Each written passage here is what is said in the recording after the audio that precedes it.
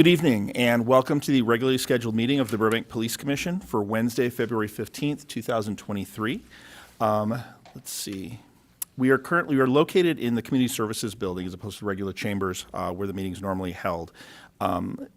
Let's go ahead and start with the call to order and roll call. So let's go ahead and start with the roll call.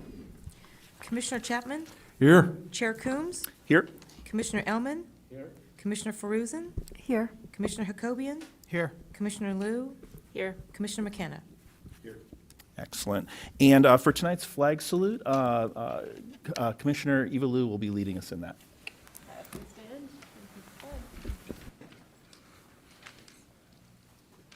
I pledge allegiance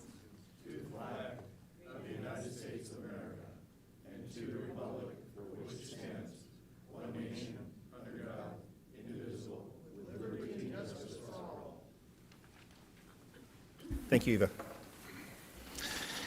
The public comment period will be coming up in a few minutes. For community members here in person, please complete a speaker's card and hand it to staff over to my right.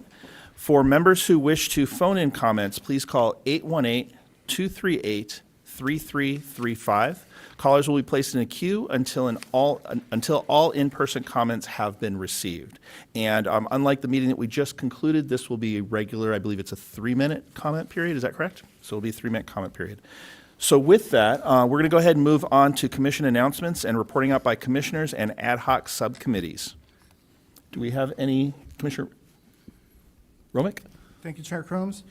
On January 23rd, 2023, on Monday, I had a meeting with Captain Puglisi. Thank you, Captain Puglisi, for your time. He is a commanding officer of the Support Services Division, and if the community doesn't know, and this is a general description, the commanding officer of a support services division is responsible for overseeing and managing the administrative, logistical, and operational support function of the division or the organization. This could include anything from human resources, finance, facilities, procurement, information technology, and support services. Thank you for your time and educating me on your role and responsibilities, and it was really educational. Thank you. Other reports out.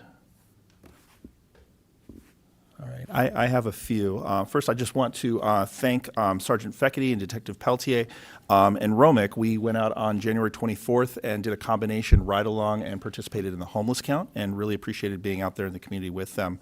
I'd also like to thank Romick for successful collaboration with the PIO in flyer design for tonight's special meeting. I hope that we can take advantage of these public information channels in the future. I also have, it's an ad hoc reporting out, and we're going to spend some time under item G5 talking about how ad hoc committees function, but we do have it on the agenda for right now to report out on it. I wanted to report out on an ad hoc committee that actually met we actually had this prepared in October, and this was in actually response to someone who's here tonight that raised a question over the summer.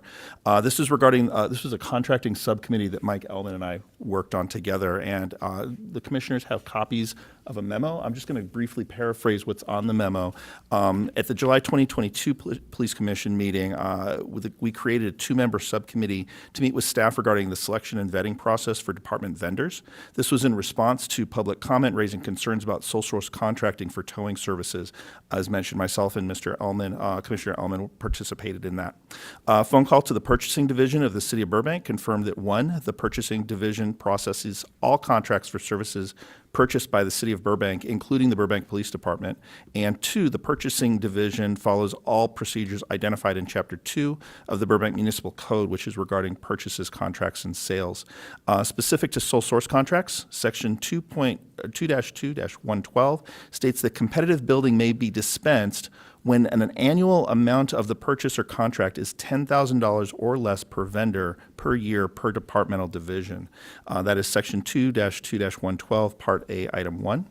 And additionally, at the September 27, 2022 City Council meeting, Chief Albanese informed the City Council that the current sole source towing agreement was approved in 2018 for a 4-year period with options for 2 3-year renewals.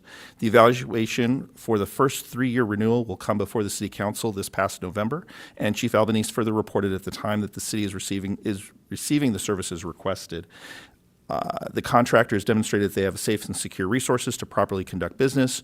Response time is immediate, and an additional service to relocate city vehicles is provided at no cost. So I just wanted to thank Mr. Ellman for working with me on having the opportunity to look into that. Are there any other commission announcements or reporting out that commissioners would like to make? No? Okay, so let's go ahead and get ready to move on. We have, so that concludes section C. So we're moving on to oral communications again. This is for 3 minutes. We will start with attendees who are in the audience, and then we will go to phone calls. So if we can have Mr. Schlossman, you're first up.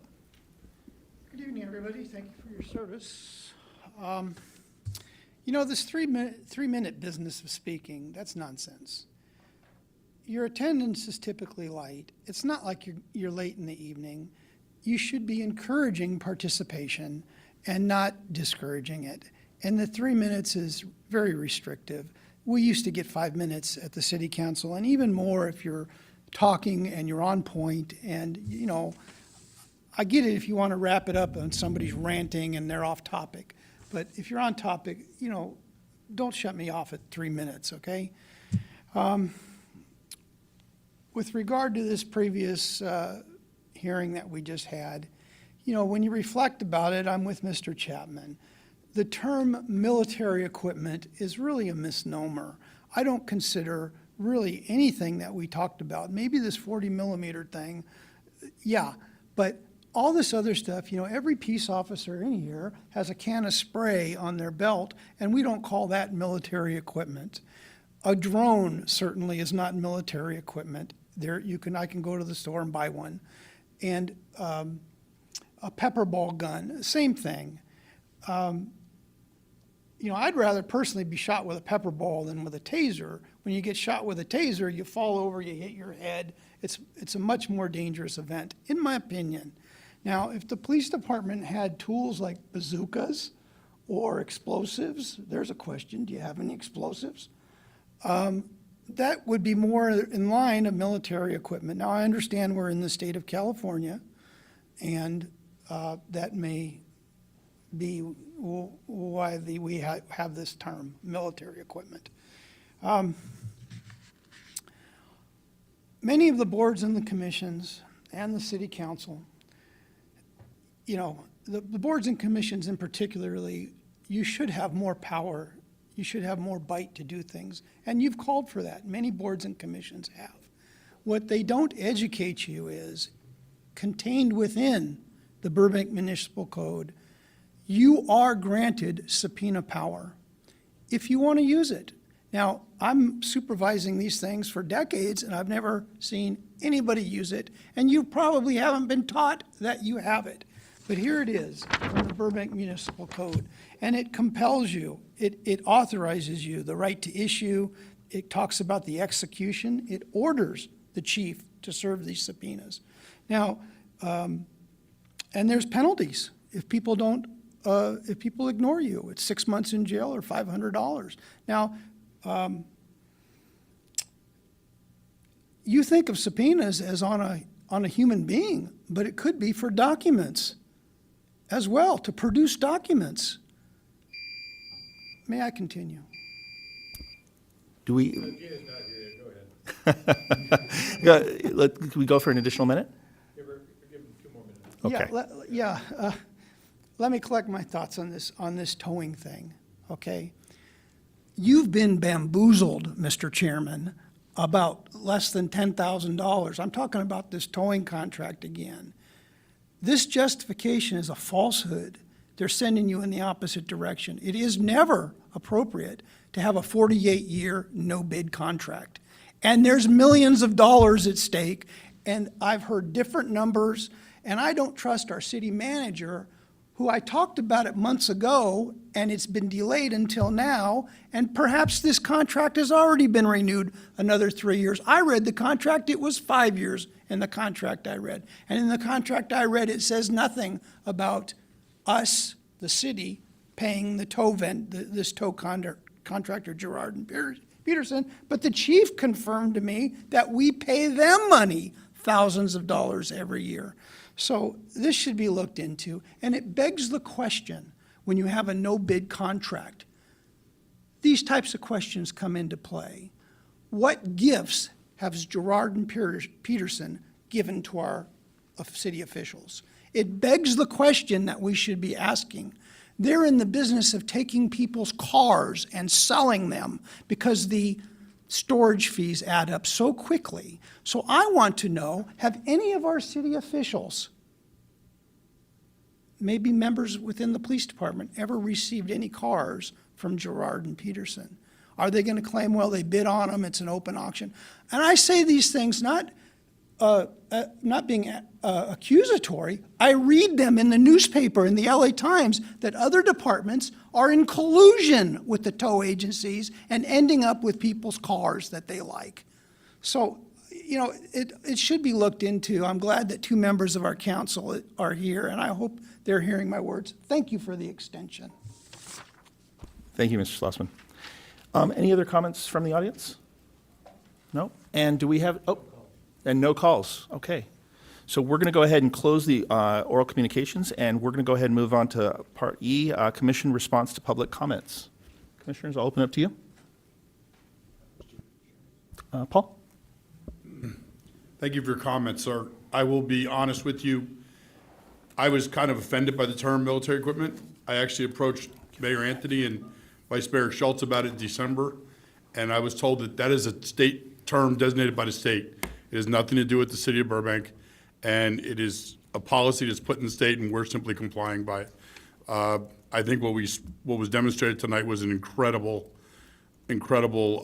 overall of accountability and restraint. Thank you. Paul, thank you. Any other responses to comments that commissioners would like to make? Mike, you look like you've got a thought you want to share. Go ahead. I might respond to our oral communication this evening. Yes, we do have certain privileges and responsibilities in the charter.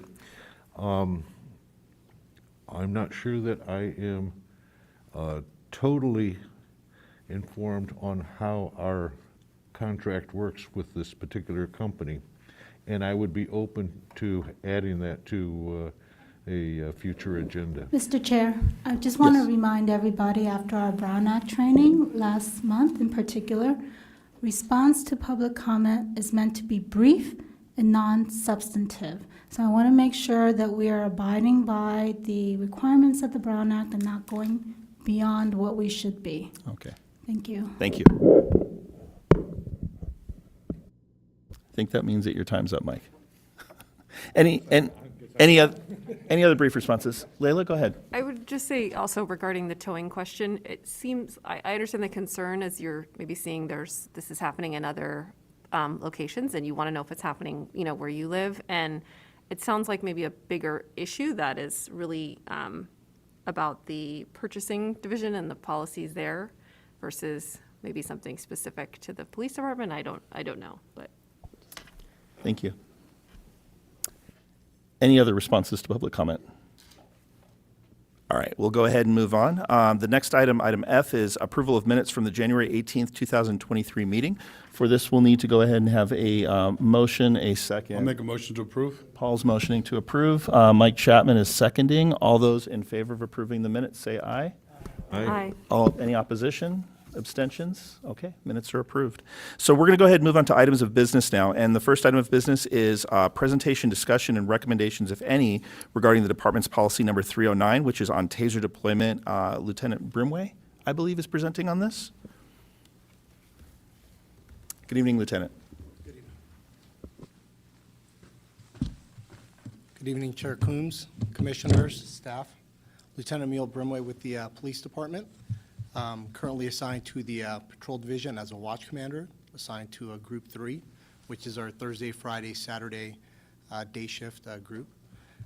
Prior to promoting to the rank of lieutenant, I was the professional standards sergeant, and essentially I oversaw pretty much all of our policies, our policy manuals, and ensuring that all of our policies were within the parameters of the law, both state and federal, and then something that we call best practices to ensure that we are pretty much as contemporary as we could be with policies. Part of my duties and roles as the watch commander is being a part of the CIRB process, which is our Critical Incident Review Board process. So anytime we have a critical incident, including the use of force, specifically with the taser, there's a very robust process in investigating that use of force. At some point, the Critical Incident Review Board does convene, reviews the use of force to confirm that that use of force was within department policy and within state and federal laws as well. The Chief of Police then forwards me the findings with CIRB, the Critical Incident Review Board, and then my job is to meet with the individual officers, discuss the findings, anything that we could do better, whether it's training, and then we also forward that information to our training cadre where anytime we have directed patrol training for our officers, it's something that we incorporate just as a learning tool for all of us. So with that, I'm going to start the TASER policy review, policy 309. That policy is actually our conducted electrical weapon policy, but it's better known as our TASER policy to the public in general. I also want the public to know that this policy obviously is on our website, so anyone who wants to review the 9-page policy in depth and detail can do so. So I want to start off with a video I'm going to show you here shortly, but wanted to go over policy 309. So policy 309 is intended to control violent or potentially violent individuals while minimizing risk of injury to both the officers and any member of the public, including the subject that we're interacting with. So this video here that I'm going to show you is a good example. It's a lady who's in the middle of the street surrounded by officers, potentially suffering from mental health illness of some sort, and she's wielding a knife, refusing to put the knife down. So the officers have been called out to this lady here, and I'm going to go ahead and play the video now.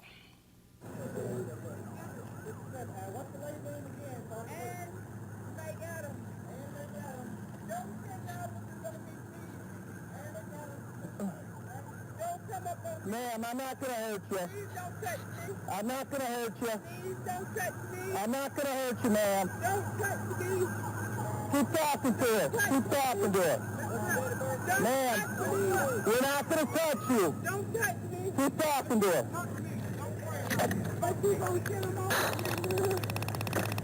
All right, get her. Couple, I got her under control. Get the knife. Get the knife. Couple up. Couple up.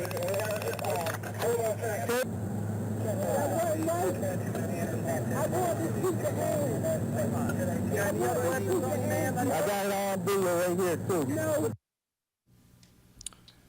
So that's an incident. That's an older video, but I think it's a good example in general where a situation like that could quickly turn into a deadly force situation. And our goal is to take any potential deadly force situation and de-escalate it to the lowest common denominator that we can. And sometimes the taser is the option to prevent that deadly force situation. Because in a case like that, if she were to start to run toward officers and they did not have the taser tool to use, that could potentially turn into a deadly force. So that's something that we take into consideration anytime we deploy the taser. So policy 309.3, only officers who have successfully completed department-approved training will be authorized to carry the taser. That training initially is an all-day event. It includes classroom training, PowerPoint training. At the end of that training, there is an exam that has to be passed by the officers to be able to carry the taser. But beyond that, there's a practical portion to that training. When you can deploy, when you cannot deploy that taser.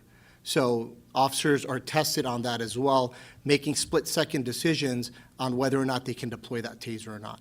And you have to successfully pass all aspects of that, including the written test and then the practical training as well before you can carry the taser.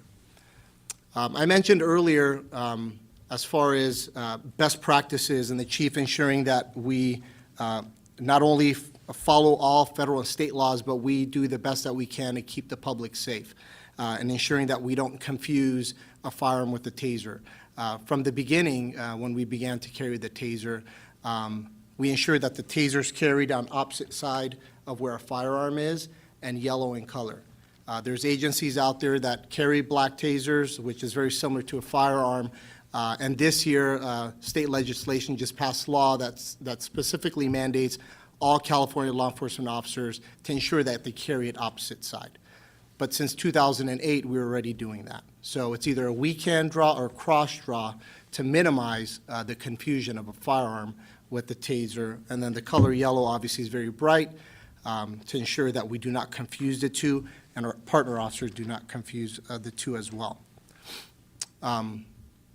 Officers should hold both. So officers, our policy states that officers should not hold both a firearm and taser at the same time, for clear reasons why, right? We have the sympathetic response effect that could possibly happen if you have a gun and a taser in your hands.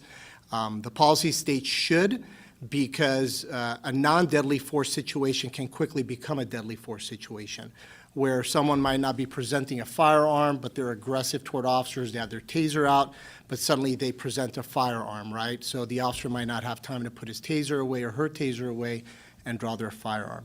But generally speaking, we are trained on not carrying both at the same time just because of that sympathetic response of pulling the trigger. A verbal warning should be given preceding the application of the taser whenever possible. So we train our officers both to give the individual involved the knowledge that they may be tased, and hopefully they comply and there's no need to tase them, but it also gives our partner officers not to confuse the taser with a firearm, because it does make a popping sound, so we want to ensure that partner officers don't confuse the taser with the firearm. Body-worn activation I have on there. I want to do a quick presentation of this. It's called a signal activation. There's no probes in this. This taser here is safe. My body-worn camera is on. I'm going to point this downward, and I'm going to turn it on, and you're going to see that it's going to activate my body-worn camera right away. So now my body-worn camera is on because I activated the taser. So we call that a signal activation. And the purpose of that is situations are highly evolving, very stressful at times, and officers may not have the opportunity to turn on their taser in a stressful situation. So it's very similar to drawing our firearm. The same thing happens with that, or turning on our code 3 lights. It automatically activates our body-worn camera. So we ensure that our tasers are activated as much as possible when we're out in the field dealing with the public. Arcing the taser, what that means is turning on your taser, not pointing it at someone, and I'll get into statistics later in regards to the taser, and in the overwhelming majority of the time, in our experience here, specifically last year, that de-escalates the situation. So just turning on the taser, pressing the arc button while the taser's pointed downward on an individual that we could potentially use a taser against, overwhelming majority of the time, about 50 times last year specifically, the taser was not needed, because by doing that, the person submitted to us and we're able to take them into custody without even having to tase them. So that's presenting the taser with the arc. Officers shall document in all police reports anytime a warning is given to tase someone and the reason why a warning was not given. So in both cases, we have to document in a police report. Anytime that we use a taser on an individual, we have a very strict procedure that we follow.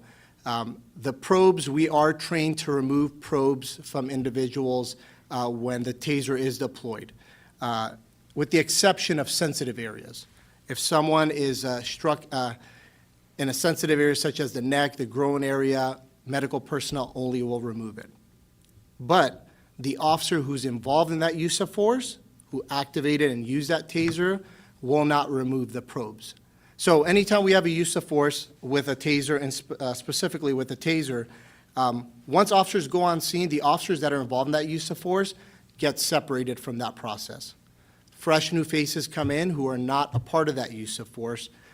They're the ones that can remove the probes, and any subsequent transport of the person that force was used upon will be done by officers other than those involved in the use of force. So we immediately try to de-escalate the situation both with the officers and the subject that we use force against.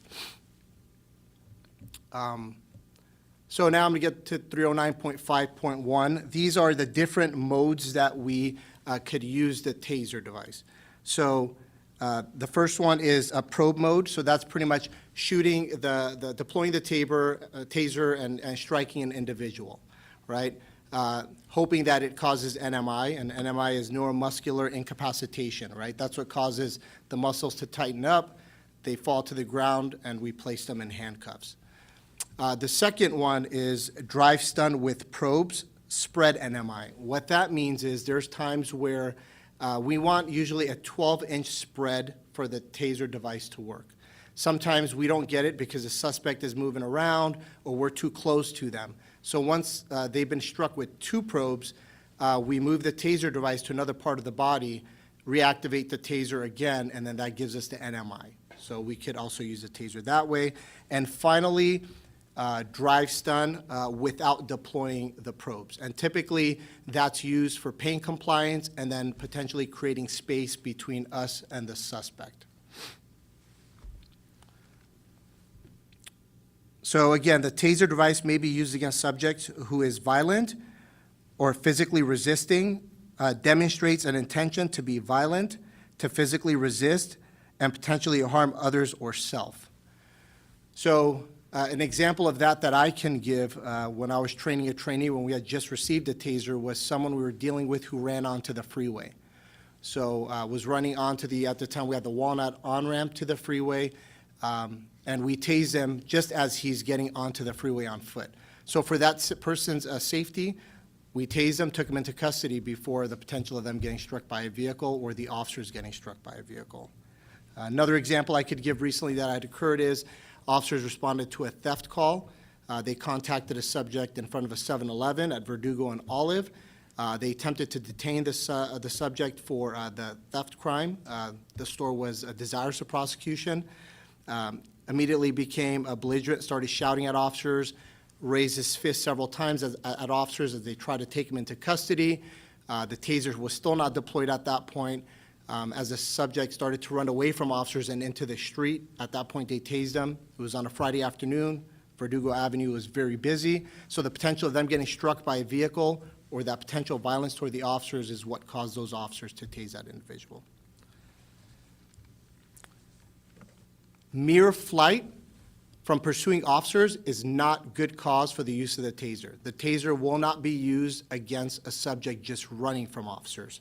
If the officers have nothing else, no threat of violence, potential violence, no known violence of the individual, keeping in mind they're not suddenly running into traffic lanes on Magnolia Boulevard on a Friday at 4 o'clock or running onto the freeway as the example given earlier, just mere flight alone is not good cause to tase somebody. So the taser device or policy states that should be avoided against individuals who appear to be pregnant, elderly, or juveniles, low body mass, handcuffed, restrained individuals, individuals who are recently sprayed with OC or other flammable material, or their position may result in collateral injury. So if they're standing on a rooftop, right, that's probably not a good idea to tase that individual because it may cause them to fall off of the roof. So those are ones where we have to really do our due diligence before we determine to tase someone. Doesn't mean that there may not be a situation where we would tase someone under these categories, but we would absolutely use it as a last resort considering the circumstances of the individual. The taser device shall not be used to psychologically torment, elicit statements, or to punish any individual. There's no exceptions to that. There better be justifiable reason as to why it is used, and the officers have to be able to articulate and explain in their reports exactly why a taser was used on an individual. So as far as locations where to strike an individual, efforts should be made to strike them in the back area, right? It's minimizing any potential for being struck in any kind of sensitive area, whether it being the head, neck, the growing area. We want to try to avoid those the best that we can. So the officers are trained both in the original training when they first receive their taser device, and then the subsequent annual proficiency training that comes up constantly as far as making sure that we're aiming the taser in an area that's not sensitive to the best of our abilities. So the policy also states that officers should apply the taser for only one 5-second cycle and then reevaluate the situation. Multiple applications should be avoided. But there is the need to, if there is a need to control the subject, if that outweighs the risk, then we may have to redeploy the taser again if necessary. But we train on applying the taser and taking them into custody as quickly as we can, because the quicker we get them in custody, then there's no need for any additional force at that point. So here we just have just a photo here to kind of give you an idea of the areas where we want to target. The white areas are clear areas that we do everything we can to avoid, and our policy states to avoid those areas. So the legs, the arms, the lower abdominal area is good. So typically what we want to do is, the perfect scenario would be to get one probe in the abdominal area and one in the quad somewhere. That'd be the most ideal situation, because you're avoiding the chest area, you're avoiding any sensitive areas. And then again, for the back as well, the back is always a preferred target for the officers, and they're trained to try to tase an individual in the back. The video that I showed you at the beginning, that's exactly what it was. He walked up behind her as she was speaking to other officers. He tased her in the back. So we're going to get to animals. The taser device can be used against animals as well. But even when it's used against an animal, we are going to get that animal care. We're going to either call the animal shelter out, or we're going to get that animal to the nearest veterinarian as well. And again, the only times that we could use it, if it poses an imminent threat to any human, then that's when we can deploy the taser against an animal. So now I'm going to get into the documentation process when we deploy a taser. So over 6 years, I've been between a supervisor and a manager for the police department, investigating use of force anytime any of my officers deploy the taser. So bear with me, please. Officer uses a taser, takes someone into custody. Paramedics are immediately called to the scene. A supervisor immediately goes to the scene. Paramedics treat the individual at the scene. Supervisor immediately looks for any and all witnesses to interview, looks for surveillance cameras, traffic cameras, body-worn cameras, in-car cameras, 7-Eleven cameras, you name it. Any and every angle that that supervisor can get to observe exactly what occurred happens. All the police officers involved write their independent police reports of what they saw, what they heard. Even if they're not the ones that deploy the taser. I have 6 officers there, 5 of them saw one deploy it. The other 5 is going to explain exactly where they were standing, exactly what they saw, what they did, what they heard as a taser was deployed against this individual. So at the scene, paramedics will treat the person who is struck by the taser. If they feel that transport by medical personnel is required, officers will follow the subject and paramedics to the hospital. If their vitals appear to be okay and the medical personnel determine that medical transport is not needed, then officers will automatically take them to the nearest medical facility. Typically, it's St. Joseph's. We take them there, make sure that a doctor sees them and evaluates them at the hospital, and then they bring them to the station for booking. So once all the police reports are written, a supervisor then again reviews all the video footage I explained, witness statements. They interview the subject to get their side of the story of what happened to them. And then that supervisor writes their follow-up report after they've accumulated all of the police reports, the 911 recordings, the body-worn camera footage review, and so on. Once my sergeants write their report, then that report comes to me as the watch commander. I receive that report and I review everything from the top, bottom up. I review all the body-worn camera footage. Everything that the sergeant did, I redo all that again. I review traffic camera footage, in-car camera footage, read the reports involving witnesses and the police officers, and my job is to make sure that as I read all this, it all makes sense. There's no discrepancies, and it all reads well. It matches up with any and all footage that we have. I also do my separate watch commander interview of the individual when they're in our jail. So a supervisor will speak to them, then I will do my own administrative interview as well. Once things have settled, they've been taken to a hospital, they've been brought to the police department, they've been booked. I usually wait a couple hours just because I want everything to settle down, and then I go down there and I do my own interview of that subject that the taser device was used against as well. And I get their side of the story, I get their understanding, their perspective, or their perception of what happened. So that's pretty much the investigation all the way up to a watch commander. As mentioned earlier, that what we have is a critical incident review board. That involves the chief of police, our command staff, all of our captains, members of our training cadre can be there as well. And then, again, there's an entire review of that entire packet that I just described, and they make the final determination, was that use of taser within department policy, within state law, within federal law? And then on top of all that, what is it that we can do better? What I call best practices, carrying the taser on the opposite side, making sure it's a different color. It could be something as simple as that, but whatever it is that we can do better beyond what the laws require us to do. So once that happens and they convene and they come up with their determination and their decision, then that information again is forwarded to me. And then I individually sit down with the involved officers, let them know whether it's been in policy, not in policy, what they did well, what we could do better in the future. And then all that information goes back up to the chief of police, and that documentation gets memorialized in the use of force packet. So beyond that, we have our audits and inspections unit.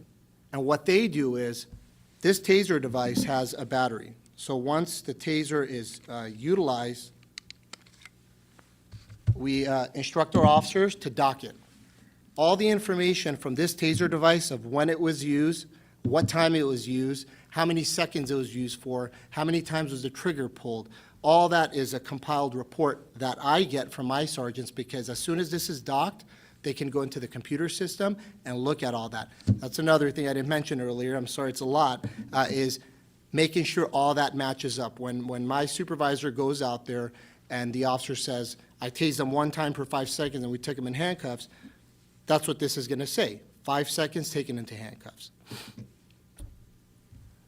Once, so again, going back to audits and inspections, what they do is they'll pull uses of force reports randomly, including taser deployments, and they will double check that on an annual basis. They'll grab a couple and make sure what they're finding matches what the police report stated, matches what the use of force investigation stated, including the sergeant, including what I found as well. So that's just another layer of checks and balance, if you will. Finally, beyond all that, it's Office of Independent Review.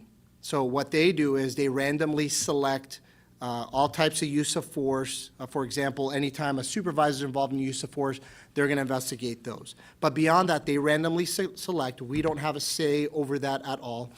For example, for 20 and 22, of the use of forces that they selected, a quarter of them involve a taser. So 25% of the use of forces involve a taser, and they're going to go through the entire process that I just described to make sure that everything was done correctly within the parameters of the law and department policy as well.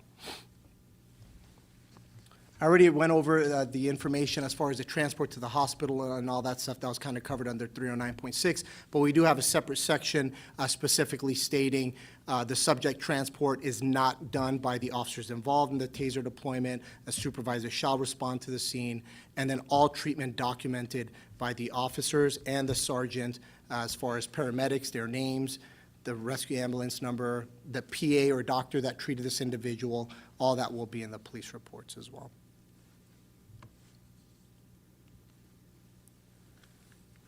So as far as training goes, again, I mentioned it early on, everyone must complete a departmental approved training to carry the taser. Again, includes the written exam, the practical exam, and then we have the annual proficiency training, which is online. We do that online, and then we also go up to the range. So it's a 4-hour block video that every officer has to watch every year, and then beyond that, we have to go up to the range with the range master, puts you through scenarios again.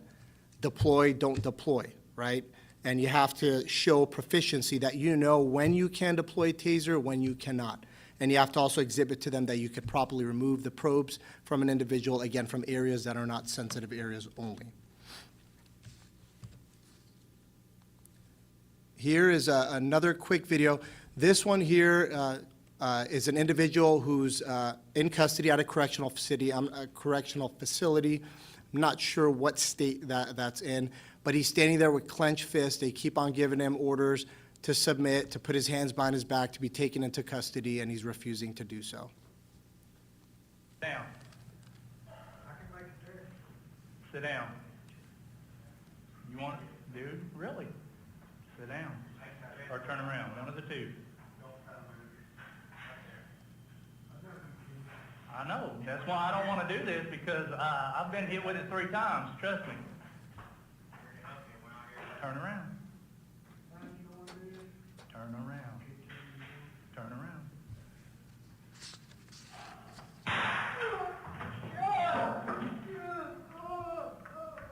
Let him relax. Let go or hit again. 1, 2. PD, 14 PD. I've got recording note at taser deployment.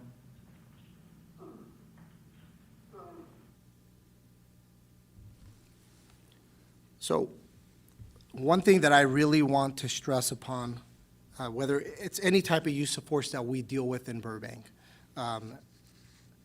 is de-escalation is key. There's no question about it. This video here, again, I can't speak for another department, but what I'm going to tell you is if that was an incident in Burbank where this individual is not suddenly running into traffic lanes or he's not aggressing against officers, my expectation is that my officers are going to ask for any CNT-trained officer to go out there, right? Again, time allowing. Our mental health team, right? They're there 4 or 5 days a week to go out there. That would absolutely be my expectation for my officers in that particular situation. If he's not aggressing on officers, he's not trying to harm anybody else, and he's just standing there with clenched fists, my expectation is that's what's going to happen. Is that we're going to call everyone and anyone that we know that may be able to help this individual before we have to escalate it to that level. So I want to make it very clear that we're talking about the deployment of the taser. But what's important is the countless times throughout the year as a watch commander and 5 years as a sergeant of situations where a taser could have been deployed, but officers have done an awesome job with just speaking to individuals without CNT, without the MET team. And unfortunately, or fortunately, I can't put a number on that because those are scenarios that did not need the deployment of the taser or actually any use of force. I really need to stress that to you all. Now I have I have one more slide. That's okay. I know I'm talking too much. So this is just some 2022 stats for you all. So we had in 2022 a total of 74 use of force incidents. Of those 74, 12 were deployments of taser. 9 of those 12 were calls for service. 3 of them were where an officer either made a traffic stop, contacted an individual, a pedestrian, or so on. So 9 of them is where individuals call us and say, hey, we have an individual acting erratic, my husband just hit me, something like that. So 3 of them are officer initiated. Of those 3, 2 of them were from the same incident. So really, if you break it down, it's 2 observations by officers. The one where there was 2 deployments, an officer was in the area of Clybourne and Victory, and outside of our city, right outside of our city, there's a hall, a party hall, a wedding hall. Officer came across multiple individuals who were intoxicated and fighting, refusing to obey his orders and commands to stop. Additional officers showed up, and in that instance, 2 individuals were tased and taken into custody. Several others were taken into custody, but 2 would not stop fighting. And so to protect the other individuals that they were involved with, to also protect the safety of the officers, 2 individuals were tased out of that incident. So really, it's 9 and 2. Every single one of our taser use of forces for 2022 were all deemed to be in policy. Again, I went over that arduous, robust process that we go through, and CURB determined that every single one of our use of force involving the taser were in policy. There was no hospitalizations needed due to the use of the taser on those 12 individuals. So what that means is paramedics were called to the scene. Officers later transported those 12 individuals to the hospital, and none of them needed hospitalization as a result of the use of the taser. They were all cleared for booking and then brought into the station and booked.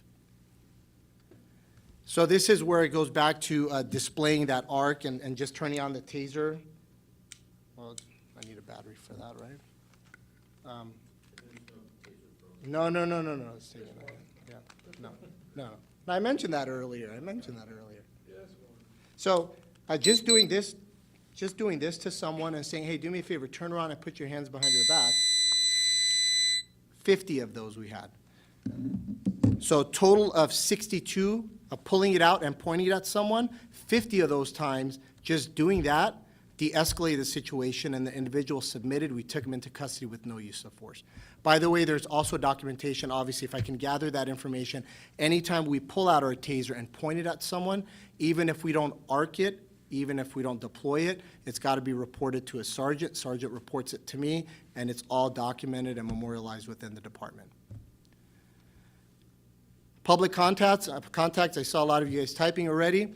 A total of 82,251 contacts with the public last year. What's not on here is almost 9,000 citations were issued. So I understand that could be a situation where someone's upset because they get a ticket, and the thought is, well, that's going to be the person that's going to get out and want to fight the officer because they don't want that tail lamp ticket or they don't want that seatbelt ticket. So 9,000 citations issued, 82,251 contacts, 12 taser deployments. That is 0.00014% use of the taser with the amount of individuals that we contact. And now I'll open up to questions. So I know, since I'd requested this agenda item, I know I've got a bunch of questions and comments, but I'd like to open it up to our commissioners first. So let's go ahead and start with Romick and then Mike. Thank you, Chair Coombs. Thank you, Lieutenant Burbank, for that detailed presentation. A lot of insight. I really appreciate that. So a couple of things that just come to mind is after watching those two videos is in regards to training, if that woman fell and hit her head and that was resulted in a concussion, possibly even death, are those things that are considered, and what is the training behind that? Yeah, absolutely. So an example I gave is one of the times where we don't use it is risk fall, right, depending on where the individual is. Yeah. Typically, if an individual is standing in place, based on my training and experience of reviewing these use of forces, again, in 2022, we had no hospitalizations. That has not occurred. Is there a potential for it to happen? Absolutely. But we need to, what outweighs what? Should we allow this to potentially turn to use of deadly force situation, or bring it to a close with the use of taser with the slight chance of something like that occurring as you explained? But again, here in Burbank, that has not occurred, at least not last year based on my research. I appreciate that. Thank you so much. And I have just one other question. In regards to like body mass indexes, is there a different effect depending on the size of the individual? And is that put in account as well? And have you guys seen situations where it's not as effective? Just kind of curious about that. Yeah. Let me go back on the other one again course. to follow up really quick. I'm sorry. Paramedics are called to the scene for every single one of our use of forces, whether or not they struck their head or not. And they're the medical professionals. They're going to determine, based on what the officers explain and what the individual is exhibiting after being tased, whether or not they're going to transport or whether we're going to transport. But they're going to the hospital no matter what. Even if they say, I don't want to go to the hospital, a lot of times we will take them to the hospital and they will refuse all medical treatment and say there's nothing wrong with them. They will not be cooperative with hospital staff. They will do their best, and then we will document in our police report that we did everything we could to get them the medical treatment and they refused it. And I'm sorry, I'm getting older. I already forgot your second question. Second question was just. All clothing, yes, I was going to go on your second question. So for body mass, the higher level of muscle volume, if you will, the better NMI will work. If you have higher fat volume, if you will, it won't work as well. Clothing, sweaters, sweatshirts, jackets, a lot of times the probes will not penetrate. So sometimes a second deployment is needed because the first deployment didn't work. And sometimes the second doesn't work. And unfortunately, there's times where the officers have to get physically involved, right, risking, obviously injury to themselves and potentially more injury to the subject that they're involved with. So that's pretty much how it is. Yeah. Thank you. Mike? Mike Elman. Thank you, Chairman Combs. Thank you for your presentation, Lieutenant. You demonstrated how the taser will initiate the camera. How long does the camera stay on, and what is the signal for it to go off? So Axon and Taser are one company now. Some people may know that, some don't. So Taser International and Axon have kind of merged together.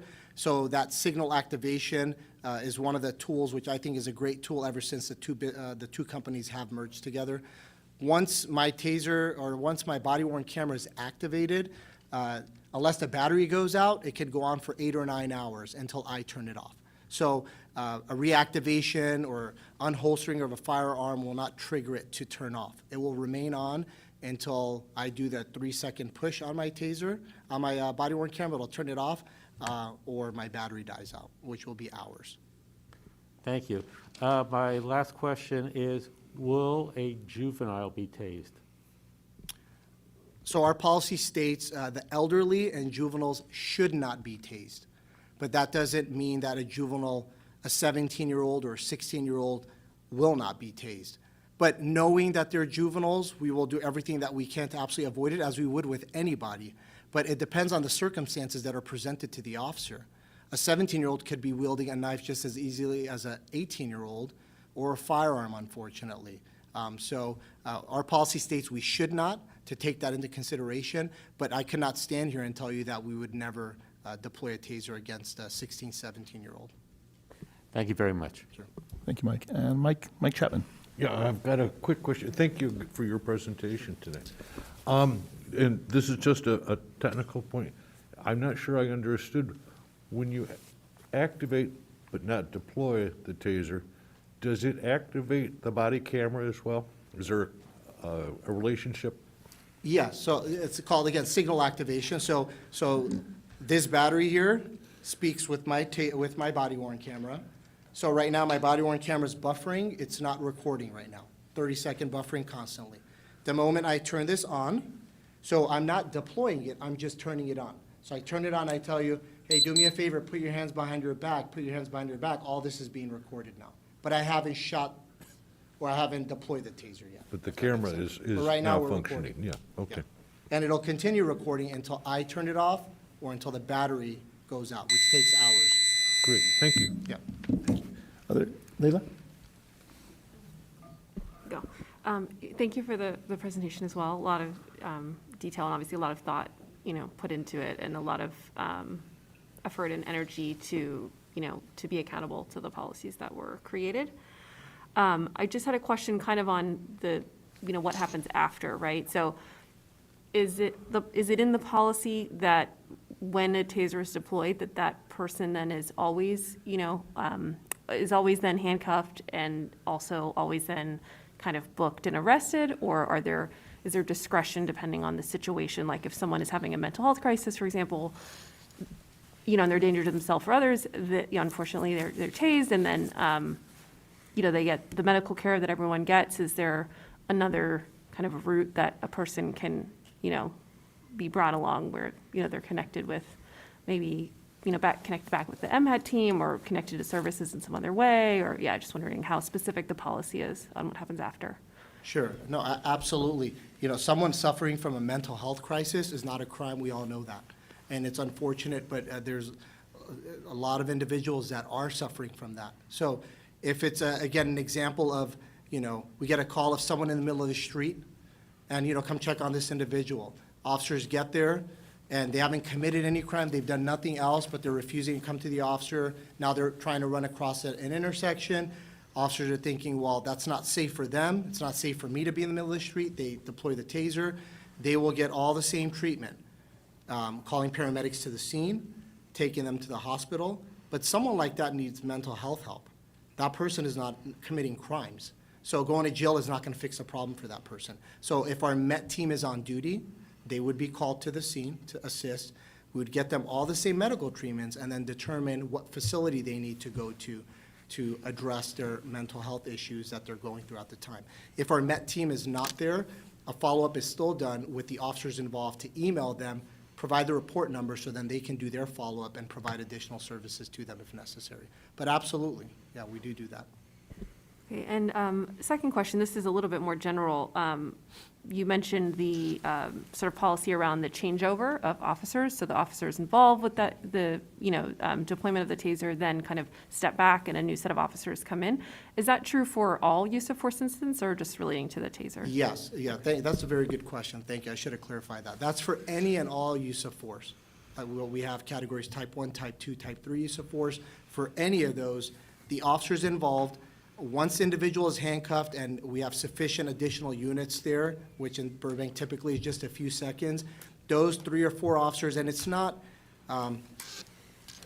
I deploy the taser, 2 other officers handcuff the individual, none of us 3 are doing it, because they're still part, that handcuffing wasn't necessarily use of force, but because we did use force and they went hands-on, none of the 3 are going to be doing it. Ideally, if I only have, let's just say 5 officers available in the city, definitely the officer who deployed the taser, no. I might use one of the 2, but ideally, we don't want to use any officers in any way, shape, or form involved in the use of force. And the transport to the hospital, and the booking process, anything. Yeah. Any other questions from any of the other commissioners? Evie, you have a thought? I have, why don't you?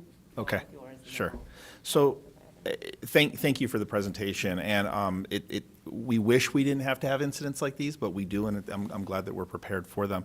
I just want to acknowledge it's an honor to be here with everyone. We serve at the pleasure of the City Council as commissioners, but I also have the same reactions that the public has as well, and that's part of the reason I'd asked for this agenda item.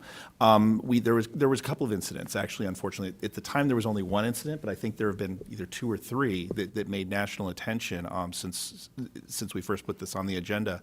And those national attention incidents seem to include people that frankly look like me. And so even being present in the conversation, I'm aware of how tense I am, and I appreciate how sensitive the department is to this as well. So a couple of questions that come up. One is, I remember in the OIR report, there was discussion around, there was discussion and there was some contention around use of language during critical incidents. Folks may remember that. And the video, the first video that was shown, the first video wasn't in City of Burbank, was it? The one from 2006? Neither one of them, yes, Okay. no. So the first video is very calm and professional. Actually, both of them were.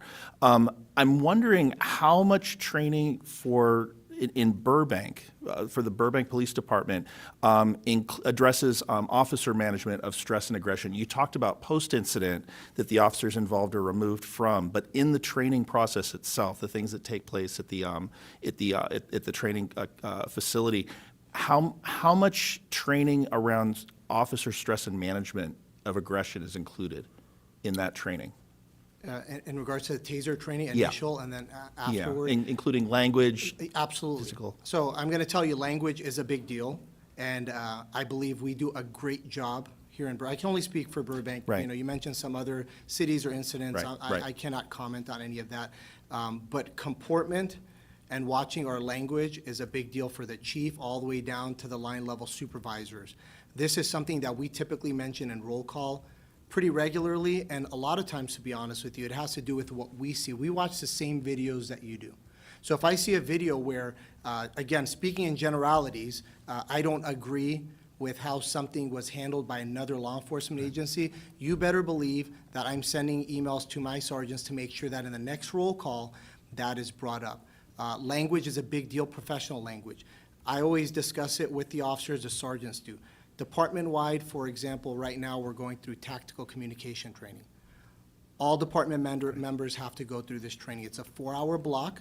It's post-certified, post-approved, and so we do have annual training involving tactical language. We do roll call training. I know not only me, but the other 3 watch commanders do as well. And a lot of it is learning, just watching what happens elsewhere, unfortunately, and then how can we do things better here. What I'm going to tell you is, as far as language goes, it's as close as zero tolerance as possible here, as far as language goes.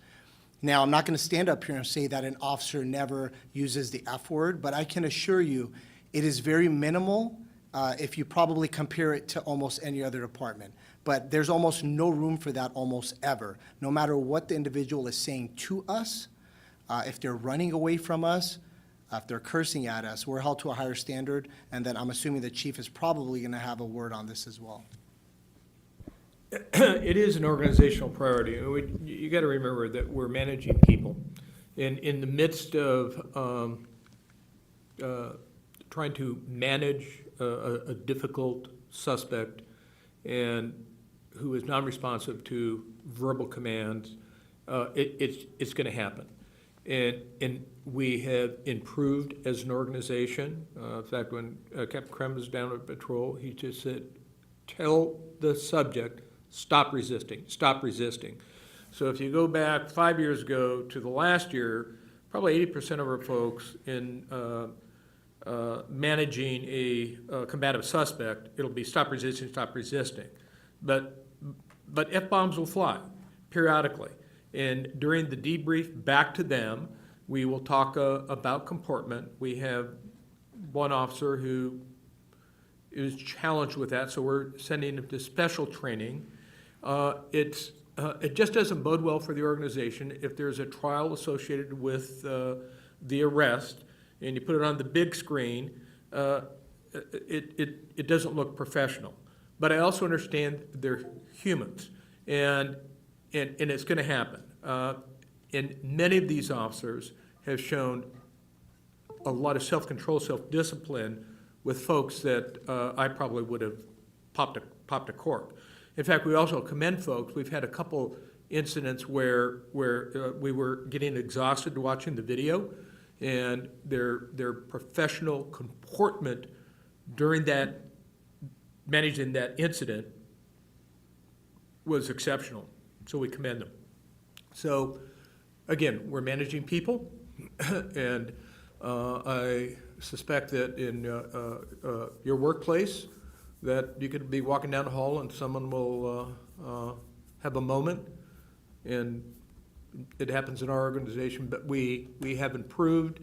OIR is hypersensitive, this organization is hypersensitive, so we have made significant gains. Thank you. Is comportment specifically included in the TASER training? That's general use of force department training. As Okay. far as de-escalation, that falls under de-escalation, which falls under any type of use of force we're involved in. Okay, okay. One last question, kind of getting into the weeds a little bit, but bear with me. 309.5.5, that was, it's specifically related to deployment and the amount of, I think it's the amount of time that the TASER is actually deployed. And you made mention that, that there's a redeployment may happen later on. Is there a specific amount of time, or is there a minimum amount of time that you want officers to let pass before you redeploy or reactivate the TASER? That's very difficult to say. It depends on the danger to the officer, the danger to an innocent victim. Okay. Right? That's going to outweigh that wait time. We want to take that person into custody as quickly as possible. You know, I think we've all seen situations where that's not happening, and it's escalating and it's getting worse and worse. So the quicker we could get handcuffs on someone and get them the medical treatment that they need, that's what we'd like to do, and keeping, you know, other people safe in the process as well. Great. Last quick question. When the reports are written, the officers, they're not allowed to review the video prior to the report, right? You're asking for their statement? They can Okay. review. Oh, they can review They prior? can Okay, review. They okay. can review their body. Thank you, thank you. Those are all the questions I have. Eva, did you have anything?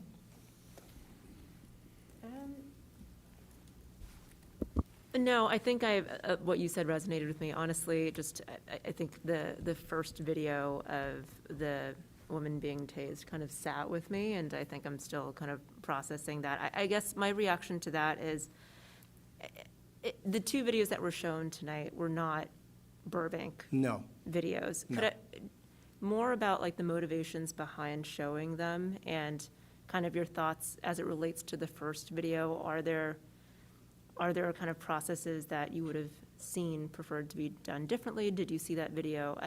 I think for me, I'm just kind of like, there's a lot of really great content and detail, and then you see that detail kind of brought to life in videos that are a little unsettling. So not necessarily a question about process as much as like in reflection, like you did with the latter video, like any specific reflections on the first one? Yeah, so again, I just wanted to show a scenario. The purpose of me showing that video was a situation that could quickly become a deadly force situation. The taser potentially prevented that from happening. That was the strict purpose behind that video. Neither one of those are Burbank videos. But again, if someone is standing in the middle of the street and not aggressing on anyone, and if we have time to do more, then we will try to do more. Again, my fear in that situation is, as I'm waiting for a CNT member to show up or MET to show up, now suddenly this person charges at an officer with that knife. And now an officer has to make a decision on whether or not they're going to use deadly force. So someone standing there with clenched fists, maybe a little more time to buy. Someone with a knife who can quickly change their mind. And I'm going to give you a real-life situation of ours here. Officers went to a call of a .245 assault with a deadly weapon with a knife. It occurred near the Warner Brothers studios. And officers respond to that call. Victim themselves calls us and says, this guy pulled a knife on me and said he's going to stab me with a knife. So officers get to that call. This individual standing in the middle of Olive Avenue. The officers get out of their car. Really good tactics. They stay behind cover because he's got a knife in his hand. And he starts aggressing toward the officers. The officers don't leave cover. The officers stay behind the police cars, give this person commands to stop, get on the ground. Thankfully for the situation, he did not continue to aggress on the officers. He turned around and started running toward where the victim was. We don't have time to call CNT and MET at that time. He wasn't shot. He was tased. He fell to the ground. They placed him in handcuffs, went to the hospital, went through the whole process. So it's a case-by-case scenario, right? There's no two set scenarios that are going to be the same ever, right? But we need to think about that individual safety and innocent victim safety, and then my officer's safety as well. So hopefully that answers So the Commissioner question. Liu, can I follow up? It's unpleasant to see force used. It's unsettling. And you have someone that is armed with a knife. We could have cherry-picked another video for you where you would, oh, that's nice. But this female, don't know the circumstances of how they got out there, but very demonstrable with a knife, threatening, don't know if there was history with her, but the use of the taser, whether it's a female or otherwise, is better than the use of deadly force. What would have really been unsettling if you had one or two officers use deadly force.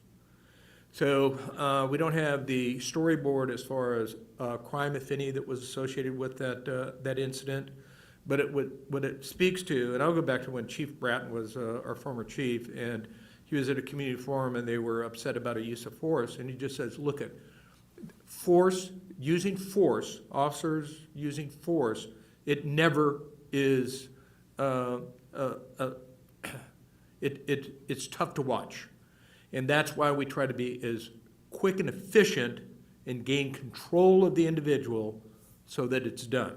So in the future for this presentation, we'll use another video because clearly it's unsettling, but this is how we work. I mean, this is one of the tools that we use. This is better than deadly force, gun, otherwise. And for the record, I agree. I'm not saying, don't show that video because it's unsettling. I'm saying it set a tone for the presentation that I was just processing, so I do appreciate the reflections. Romick, go ahead. Thank you, Chair Coons. Just a quick question. So with your expertise, the long-term effects of tasing, are there any at all? Like, Not that I'm aware of. When I went through the training, I can speak for myself. I was tased the full 5 seconds. And as soon as the taser device, after the 5 seconds was over and it stopped, as if nothing had happened, to me at least, as far as heart rate, breathing, anything like that, nothing. I It appreciate, just tightened up my body, went down, turned it off, and I was okay. I, Yeah, so when you pull the trigger, it goes for 5 seconds. And then it turns off. So it's going to be up to the officer to press this arc button if he feels that a second deployment is needed. But obviously, our goal, again, is while they're under the control of the taser device, if you will, is to try to get handcuffs on them as quickly as possible and end that situation. So a second deployment is not needed.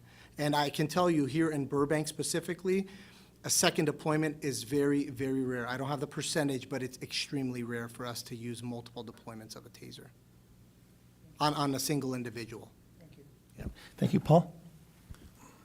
I'd like to add that I think my observation of the woman in the street was that 75% of that was for her own safety. You were diffusing a situation where she's in the middle of the road. So, and I would think in a lot of respects, as the chief said, with non-lethal, it's diffusing a situation. It's unfortunate, but it's definitely better than the alternative. Great. Okay, with that, thank you, Lieutenant Brinway. Really appreciate the depth of the presentation and really appreciate your involvement in the training and development and the review of incidents when they happen now. Thank you. So thank you. We're going to go ahead and move on to item 2 under G, follow-up discussion of the community engagement meeting regarding the military equipment annual report and recommendations to council, if any.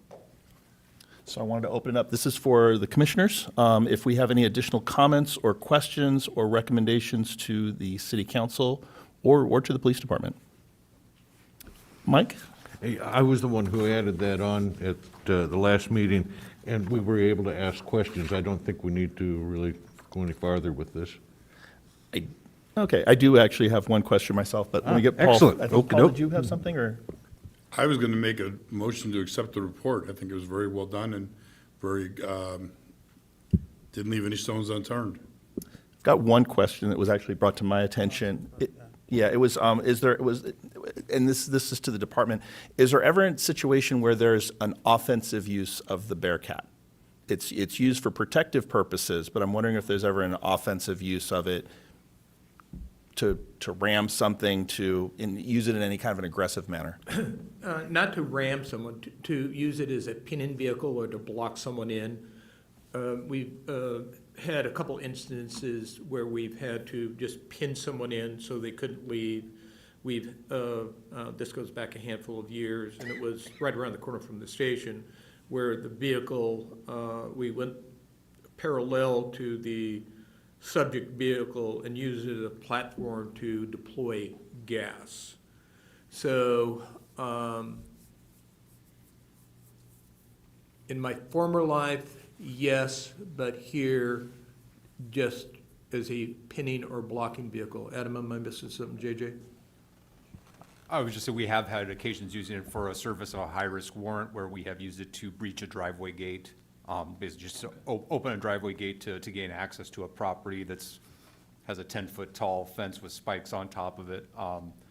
But mostly it's uses the blocking for a vehicle would be probably the closest thing to, I guess, what you would term an offensive use of it. Thank you. Romick? Oh. No, we haven't ever used it like offensively against a person, like the chief said, to block vehicles in, to breach things that are beyond our abilities as an individual to be able to breach, but that's it. Great. Thank you. Romick? Thank you, Chair Coombs. Captain Cornelius, thank you again for answering my question in regards to certification during the community engagement meeting. Would it benefit, this is just a suggestion or possibly even just a general question, would it benefit the report if you did have certification written in there in regards to if a public person wants to reach out to it? I mean, for us, we're lucky enough to have you where we can have that information, but if someone who is curious about it and wants to learn about it, wants to know what that certification looks like, and as far as like how that happens annually or biannually, et cetera, is that information that would be important on the report?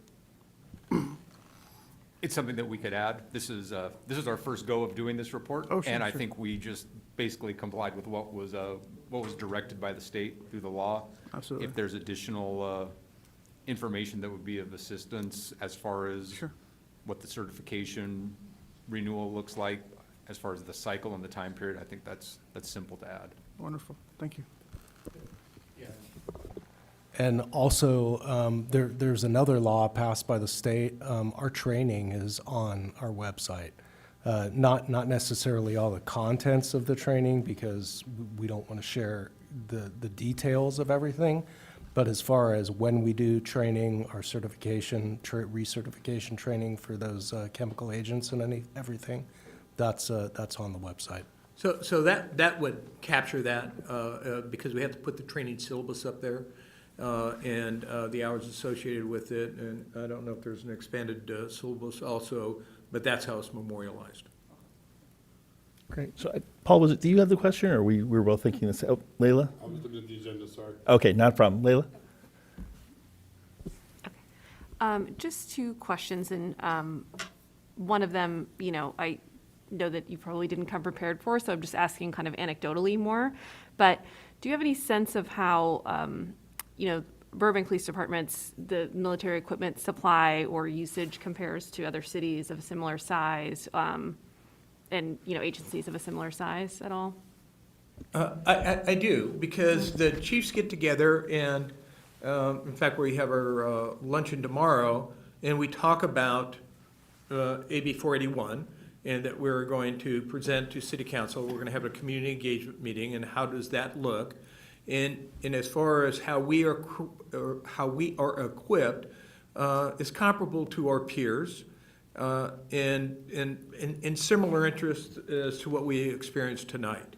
So Glendale, Pasadena, you all know my daughter works at Beverly Hills, and she did this same presentation for them, and really there was no interest, and they had a similar inventory. But it still requires the city council to approve, deny, and so I would say it's comparable. It would be unfair to compare us to the larger agencies because their inventory is going to be more significant. And then the second question is just, I know this is the first report, and I'm sure that there has been, internal tracking and, inventorying and all of that in years past before this, but just kind of what is and I think someone sort of asked this question, but what kind of is the process of evaluating whether to, replenish something if it's not used versus replenishing things that are getting used, or, I understand there was a concern, maybe that some things weren't available, so the thought was to increase the, the amount that is just kind of on hand in case that situation arises, and just wondering how that view has changed, as, at least for that particular instance in 2020, we thankfully didn't have, any violent incidents relating to demonstrations and things like that may have happened in other places, and just the general kind of relatively, I think high level of safety we have in our city, thankfully. So just wondering how that's evaluated. So we look at equipment, and the equipment that we have, value and purpose, and is there other equipment and or technology that would be beneficial to us in the community? So we look at that continually, and again, every member here is associated with some police organization, so they have that conversation. So what AB 481 did was really formalize the process as far as the annual inventory, and just understand, depending on how long you're on the police commission, that this time next year, and the year after, you're going to have a similar conversation, or presentation. And I suspect that there'll be new technology that will be beneficial. I mean, you look at, what is it, Boston Dynamics, with that have the robotics. The guy that took my job at LAPD, they just onboarded that, and it's been a game changer for them as far as officer and community safety, because you don't have humans going into really perilous situations. So the longer you're here, you're going to see some really innovative technology, and so we'll be having a discussion about that technology in the future. So where we're at right now, I believe as an organization that we are satisfied with the equipment we have. There will be an ask, we don't know if it's going to be this year or next year, for 2 additional 40 millimeters for our canine officers. Don't know how that'll be received, don't know where we're going to get the funding, but for now, that would be the only ask for now in the future. But long answer to your question is that we have weekly staff meetings, and we talk about equipment, and so that's an ongoing conversation that we have internally. Thank you. Eva, go ahead. Yeah, I have a quick follow-up. I think you were referencing the questions that I had earlier on, and that sparked a question. If the demonstrations of 2020, activated a pursuit of additional single-use devices because it was just a matter of like trying to get your hands on them for those circumstances, does that, and so that was 3 years ago, so that elevated inventory would be reflected in our current inventory? Like, did that serve as the new baseline? It is. Everything that we have is in the inventory attached to the Right. report. My question is, does that serve as the new baseline for the inventory moving forward to replenish every 20% at Yes. each year? Yeah. And part of the increase in inventory in 2020 was not just the fact that things were scarce and that we were not going to be able to get our hands on things if we needed them, but also a recognition that what we had on hand was not going to be adequate for a protracted event, regardless of when it occurs. And if we were to find ourselves in a similar circumstance 6 years from now, 7 years from now, and we were back at our 2019 levels of inventory, we weren't going to be adequately prepared to manage those situations. So is it scaled, I guess, according to like population growth with Burbank then? I'm just wondering the thought No, behind it. no, and this is, there's not a ratio or a scale to it. It's a recognition that there are different types of devices. Certain devices are going to be more suitable for different types of incident, different type of location, and that we recognize that if we were to have to use them, we were going to go through our standing inventory very quickly and not be able to manage another incident. And so we just recognized we had to have a larger standing inventory to be able to adequately protect the lives and property of the citizenry here.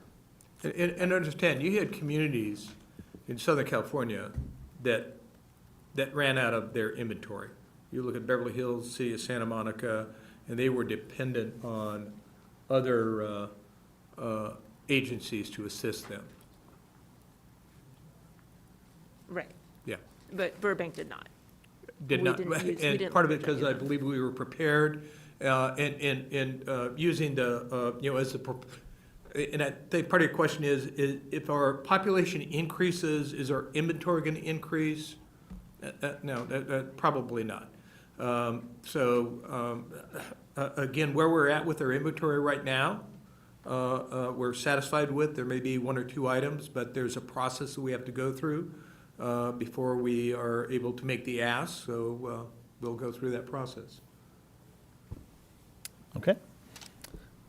All right, so at this point, we have an opportunity to make a recommendation to the city council as to whether they should accept the report. Paul? My recommendation is that we ask the city council to accept the report as submitted, and then we're fully supportive of it. Okay. Okay, and Mike's going to go ahead and second that.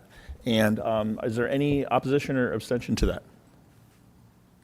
Okay, so we're going to go ahead and recommend that that this report be accepted by the city council. Thank you, Chief. Thank you. Thank you. I asked if there were any opposition or abstentions. There was none. Okay. Would you want to? You didn't. You okay? Not. Do you want to vote for it? Or? Okay. It's okay, and we'll actually be talking about decision-making process in a moment. For the sake of the minutes, we can say 7-0. There we go. Yeah. All right, so moving on to item number 3, and this is going to get a little bit more complicated, so we can resolve all this before our city attorney gets back, so we're going to go for it. This is discussion and action, if any, to turn the pedestrian safety and data and statistics standing subcommittees into ad hoc subcommittees. And this is actually, it gets a little bit more complicated. I have had some conversations with our attorney, Ms. O, outside of the last meeting. In preparation for this, and we met both face-to-face and we had some additional conversations. The issue that we're facing, and this gets really complicated, and this doesn't just affect us, this affects all commissions and boards within the city. The question is whether, we went through a process last month, including the training, talking about establishing ad hoc committees to have conversations outside of the regular commission meetings. And so the problem, and Ms. O's not in the room right now, but she could probably explain it better than me. There are concerns about how we establish ad hoc committees and work groups outside of the commission, and it may be a potential Brown Act violation. So we need to bring this up because that conversation kind of overshadows our talking about reporting out on committees, converting old committees, that type of a thing. And so in the last meeting, we had talked about setting up, at the end of the meeting, setting up ad hoc committees that can do work outside of commission meetings. The concern is that if we formalize the creation of a work group outside of a commission meeting, that there may be work that is done that the public needs to have the opportunity to be involved in. And unless we're actually establishing when those ad hoc committees would meet, how often, how people get invited, where it's going to be, what the record of that meeting is, it can get kind of complicated. So this is the moment where it would probably be helpful to have Ms. O in the room, but we're going to roll without her for a moment. So I'm going to make a recommendation. I'd like to open it up for a discussion for all of us. We know that that more than 3 of us cannot gather at any one location or place to have any conversations. In the training last month, which was pretty extensive, we had talked about things like, for example, not having a daisy chain type of a conversation via email in person. So I couldn't start a conversation with Paul, who would then talk to Layla, who would then talk to Eva, who would then talk to Romick, Mike, and then come back to me, because that would be a violation of the Brown Act. But we know that we can only have a maximum of 3 people engaged in a conversation at any given time. So here's what I'm wondering. And it looks like Gina's coming back into the room as well, so this will be helpful. We're talking about the establishment of ad hoc committees, and I was mentioning some of the things that you and I had spoken about, and the problem with creating an ad hoc committee and that committee meeting outside of a commission meeting might actually in itself become a Brown Act violation. Yes. So I was about to make a recommendation on how we proceed forward, but I want to give you the floor to if you want to address the issue and the concerns about ad hoc committees. Sure. So, just so you guys know where I've been, we were apparently conducting an illegal meeting for a little bit because all these outer doors are locked, which means the public can't come in. So that's what I've been doing. So we're addressing that, and just for the record, you can see that is why we have these doors open, even though it's very cold in here. So, I want to take you back to last month's meeting where we had the Brown Act training. After the Brown Act training, when we got to the items for, the agenda items for future meetings, that discussion where we were talking about what items to bring back for the future meetings became a Brown Act violation in and of itself, because it went beyond just the introduction of an agenda item. It became a conversation between different members of the commission about whether or not it was appropriate or desirable to put that item on the next meeting or future agenda meeting. It went beyond brief comment. So if you think about it, our agenda item is agendized as future agenda items, right, for a future meeting, something to that extent. We don't specifically state on our agenda what those future items are going to be. So if you are sitting at home and all you see is the agenda, all you would see is that there's going to be a section to talk about potential subject matter for future meetings, but you don't have any actual idea what those subjects might be, right? because all it says is agenda items. It doesn't say discussion about pedestrian safety for schools and police resource officers. It does not specifically spell out what those topics of discussion will be for future meetings. So what the Brown Act says is you can have a brief statement. So when we get to that section, you could say, I want to have a future discussion about school resource officer. Very quick, very brief, not substantive. You're just talking about a broad future agenda item. And that's acceptable. You guys are supposed to then vote, yes, no, we want to hear this or we don't want to hear this. What happened last month, however, was that I think there was a point of clarification, and then it became an entire discussion about that actual agenda item that was not agendized for that meeting. And that's the problem. So moving forward, how do we cure this? How do we not violate? And again, these are unintentional violations, except for the fact that I had just given you Brown Act training, right? And so there's arguably a willfulness if you continue to have the discussion. When the chair says, stop, this is going too far, the discussion is too long, you need to stop.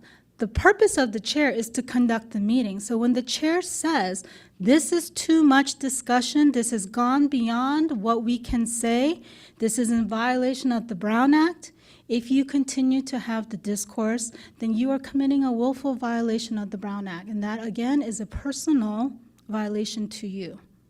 So moving forward, when we get to that, I mean, quite frankly, this is probably a Brown Act violation, the fact that I'm telling you this much, right? When we get to that item, the way it should be conducted is if you have an item you want to suggest your item. I would say to be absolutely safe that we do not, again, inadvertently violate the Brown Act, there should be no discussion. You state your item, you take a vote. If it passes, it's on the agenda for a future meeting. If it doesn't, then it doesn't. And I think this is a moment where I have to interrupt to get us back on that. For agenda item 3, it's this is the agenda item. It's discussion and actions, if any, to the pedestrian safety and data and statistics standing subcommittees into ad hoc subcommittees. So what I had done before, while you were out of the room, I had paused it to focus on the last piece, and specifically the ad hoc committees and the concerns about establishing ad hoc committees. So it seems like that needs to be resolved before we move on at all with any specific ad hoc committee activity. So item number 3, my understanding of the intention of that agenda is those were the 2 standing subcommittees that we did not address because some of the commissioners were not here. Right. So tonight's discussion is going to be about formulating goals or purposes for those subcommittees that can be completed so that those standing committees are ad hoc subcommittees not subject to the Brown Act. So that should be the discussion right now. So there's no concern about ad hoc subcommittees themselves being violations of the Brown Act? Ad hoc subcommittees, by their definitions, are not subject to the Okay. Brown Act. Okay. Remember, ad hoc subcommittees, as a reminder for everybody, are temporary in nature.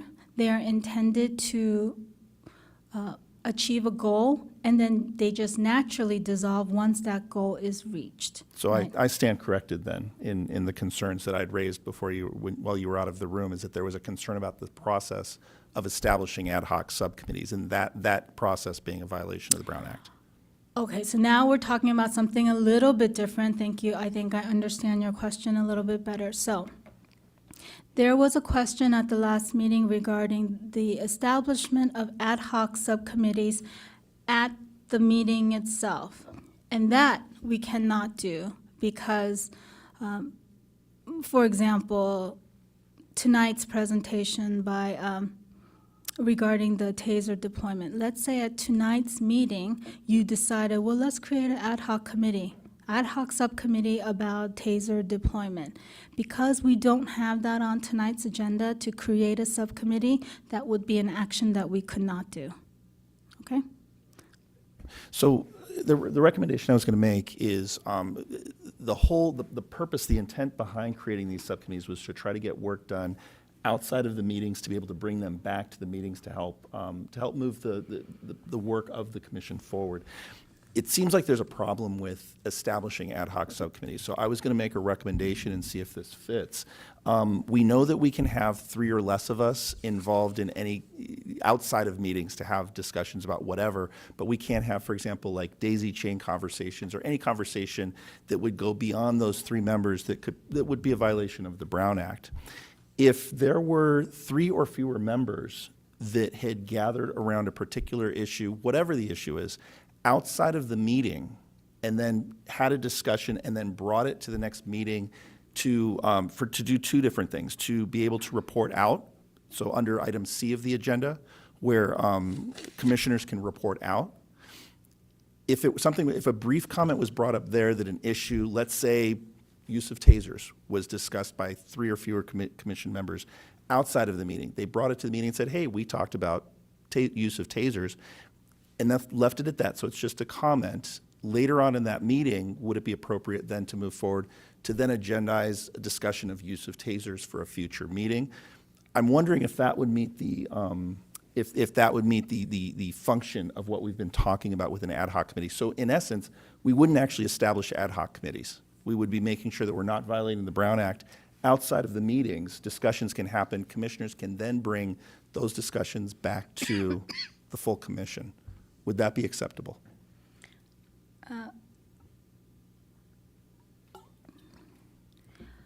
I'm looking at your agenda right now to make sure that we could be even having this conversation, okay? It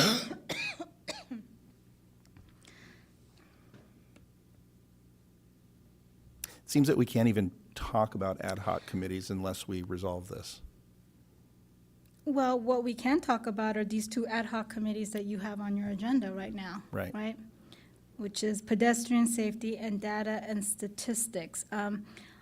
We have now moved way beyond that, and so I do not feel comfortable continuing to have this process discussion because it's not agendized as such. Okay.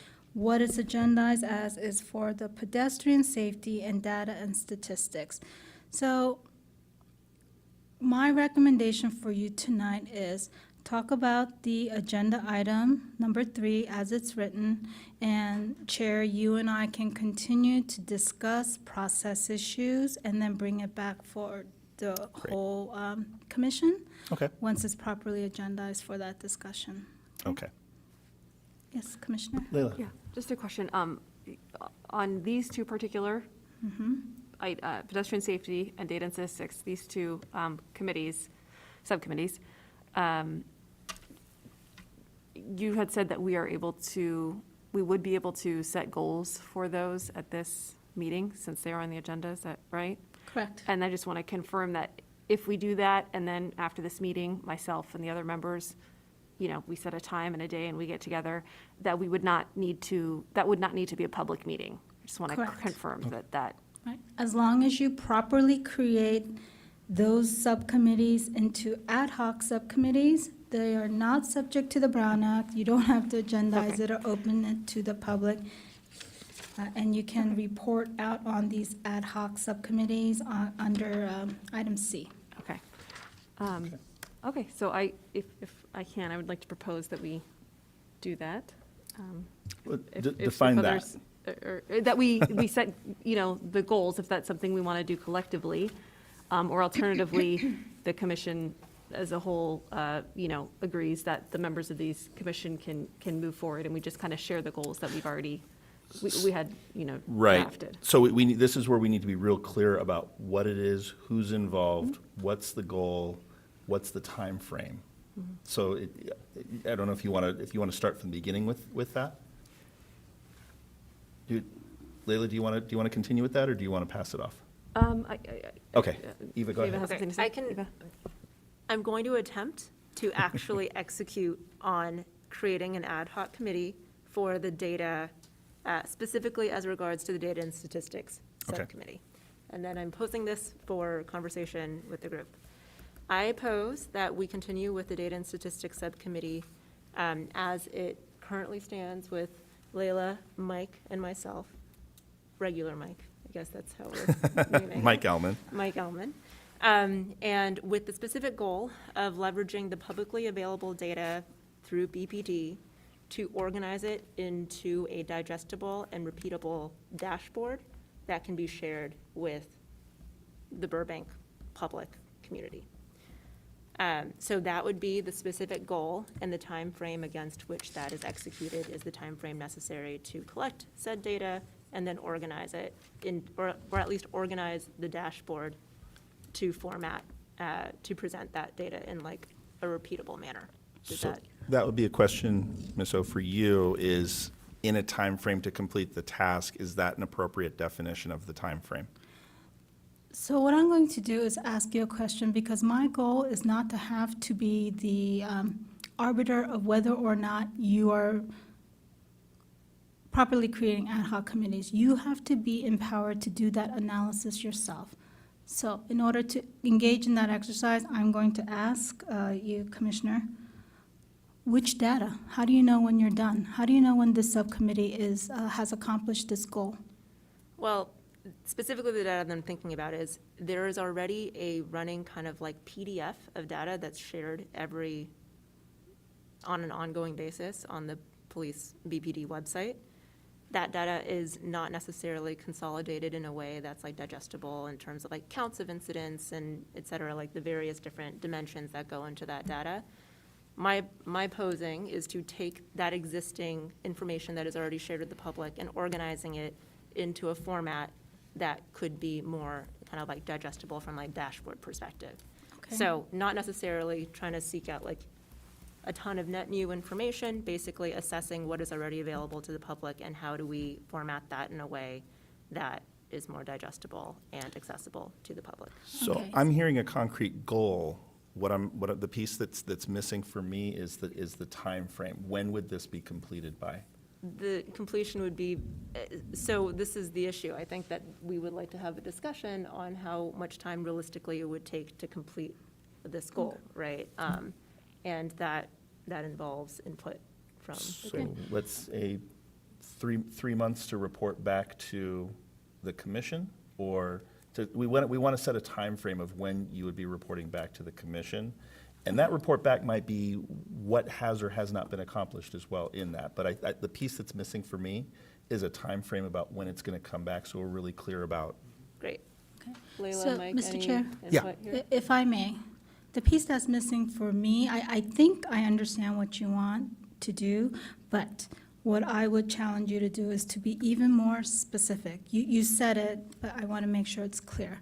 It's the stats and data that is currently on BPD's website, correct? Right. Yeah, that's my pose to the commission. Yeah.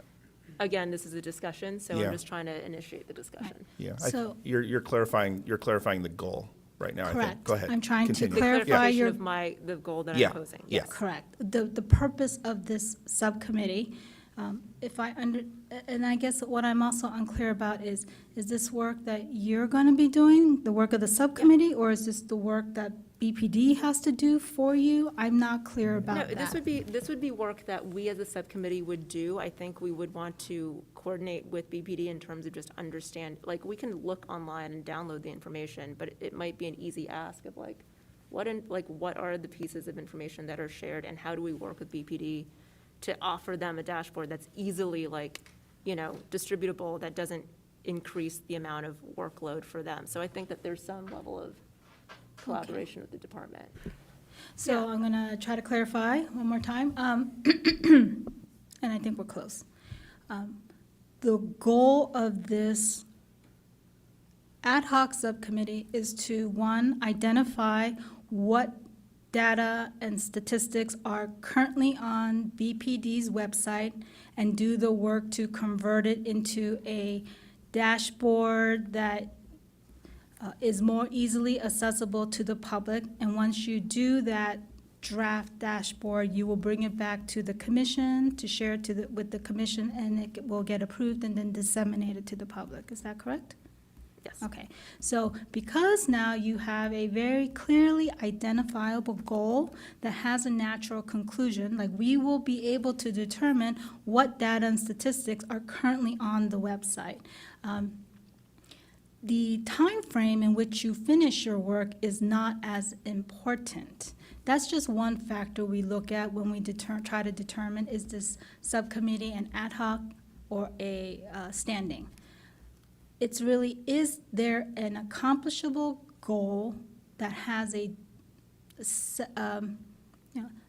that's achievable within a certain amount of time? So I'm less concerned, Chair, about setting a time frame, because to the extent that this subcommittee has to work with the police department, we don't want to necessarily put arbitrary time restrictions on accomplishing it. I don't know what their workload is like. I don't know, frankly, what the subcommittee's workload is like. This is a volunteer position for all of you, right? So I don't think it's necessary so much to put a time frame on it, as long as we can identify and articulate the specific purpose of this ad hoc subcommittee, and I think we just have. Yeah, and based on the guidance from the last meeting, it's a timeline against which we're operating, but determining an endpoint against which we will dissolve the subcommittee, not necessarily against X number of months Okay. to execute that said goal, right? Correct. Okay. Okay, Great. excellent. So it sounds like the recommendation is to create, if you want to go ahead and paraphrase the subcommittee again? Sure, basically, and, Or, like I'm I sorry, said, the ad hoc committee, this is up excuse me. for discussion. This is just my Yeah. pose to the commission. But I propose to create an ad hoc committee specifically to leverage the publicly available data on the BPD website and create a dashboard that is replicable on an ongoing basis to offer that same data in a more digestible and cohesive manner. Okay. So at this point, we're not discussing the relative merits of creating the subcommittee or the ad hoc committee, but on whether we want to move forward with the ad hoc committee, And if there's any feedback on Right. that specific goal. right? So let me go ahead and open up to the rest of the commissioners. Paul? I second it. Okay, so Paul's in favor. Any other? Yellow light. Okay, so we're not doing that. I don't know, we We haven't haven't gotten to gotten to that that agenda item item yet. yet. But for now, Commissioner, if you have an objection, just say, I have a question, I have an objection, rather than using the colors. I object. Okay, No, I don't mean to scoff. The only issue I have is if we create an ad hoc committee who has free reign of what they're looking into, rather than having an ad hoc committee say, we are looking at this specific thing, presenting that to the commissioners. so just To for clarification, follow we're through. talking specifically about data available through the Burbank Police Department's website. Yeah, Okay. or beyond, We're if not, there's no request there. we're not talking about beyond, because that's not the agenda item. Okay. Yeah. All right. So this is specifically for an ad hoc committee to look at data that is on the Burbank Police Department's website. Green light. Okay, there we go. So we got. I don't object. Okay, thank you. Leila? I think that goal is, I'm on board with that. I would maybe offer one additional item, which is to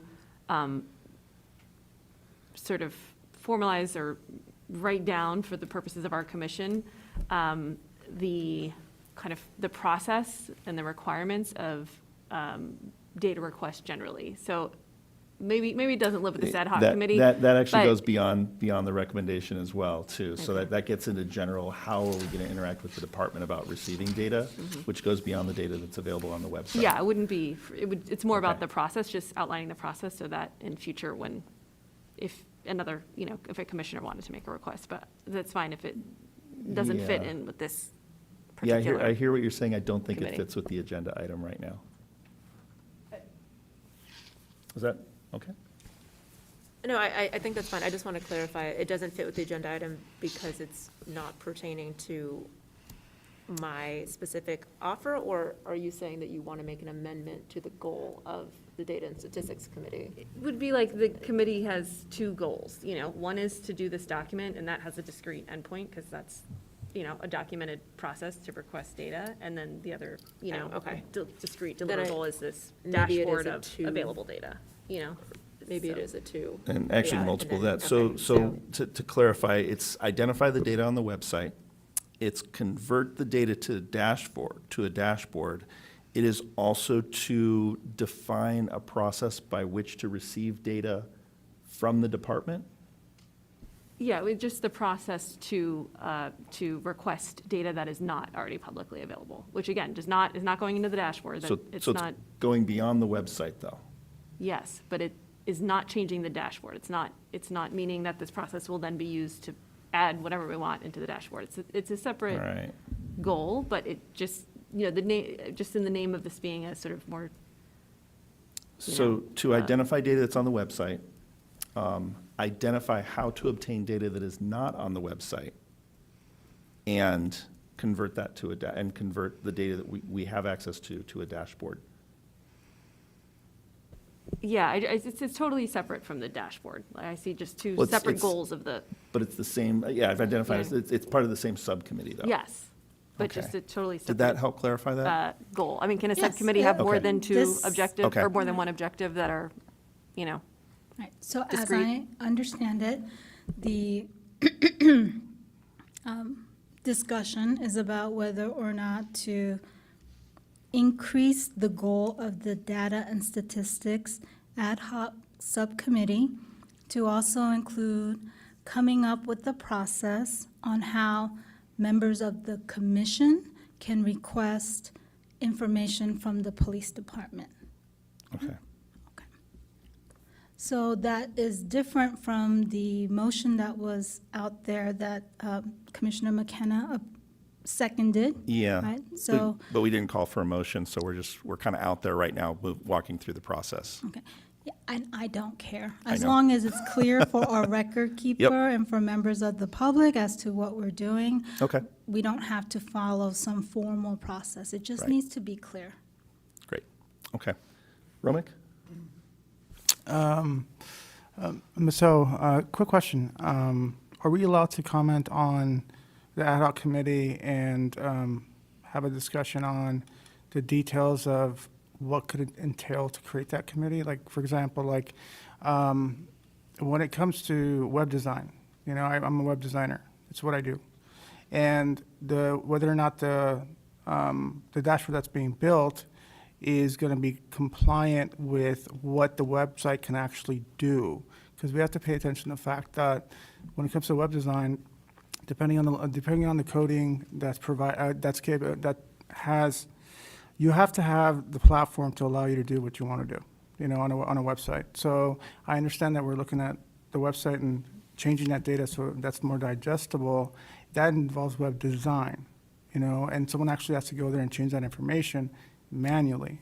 So how is that going to be considered in the ad hoc committee? So that's the only question I have.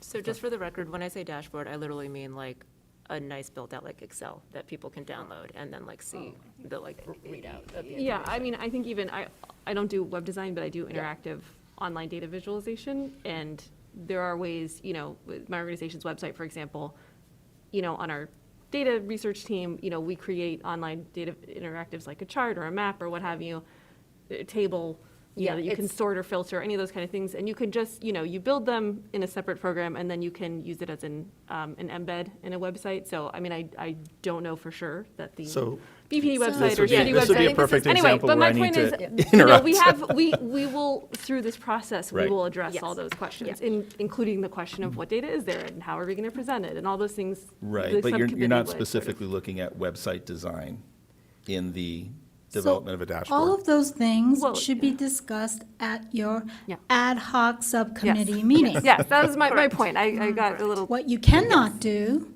is then call Commissioner Hakobian and say, Yes. hey, Commissioner Hakobian, I know you do web design. Yep. Can you do X, Y, and Z for us? But- Because he is not on your subcommittee, and he would be your fourth person. however, we could agendize a review of the website of for a course. meeting, Yeah. and then we can get everyone's As input. long So as if it's we need on to the do that, agenda. We can do that as well. Yes, Okay. as long as it's on the agenda, all those things are fair, but Commissioner Okobian, those would be the things that the subcommittee should be grappling with, including, how they actually make it work, right?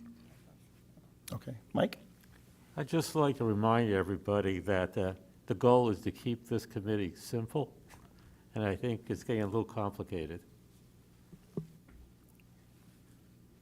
Which, when we get into website design, that's what has me concerned as well. Okay? Let's just simplify that the goal is to find a way to make the data that's available to the public more accessible and digestible. And secondly, to create a process by which we will be requesting data from BPD, and leave it at that. And then the committee will go Can through work the it out. motions of figuring it out. All right, so let's, there's a vote, there's a second. All in favor? Aye. Aye. Any opposition? Any abstentions? There's an opposition?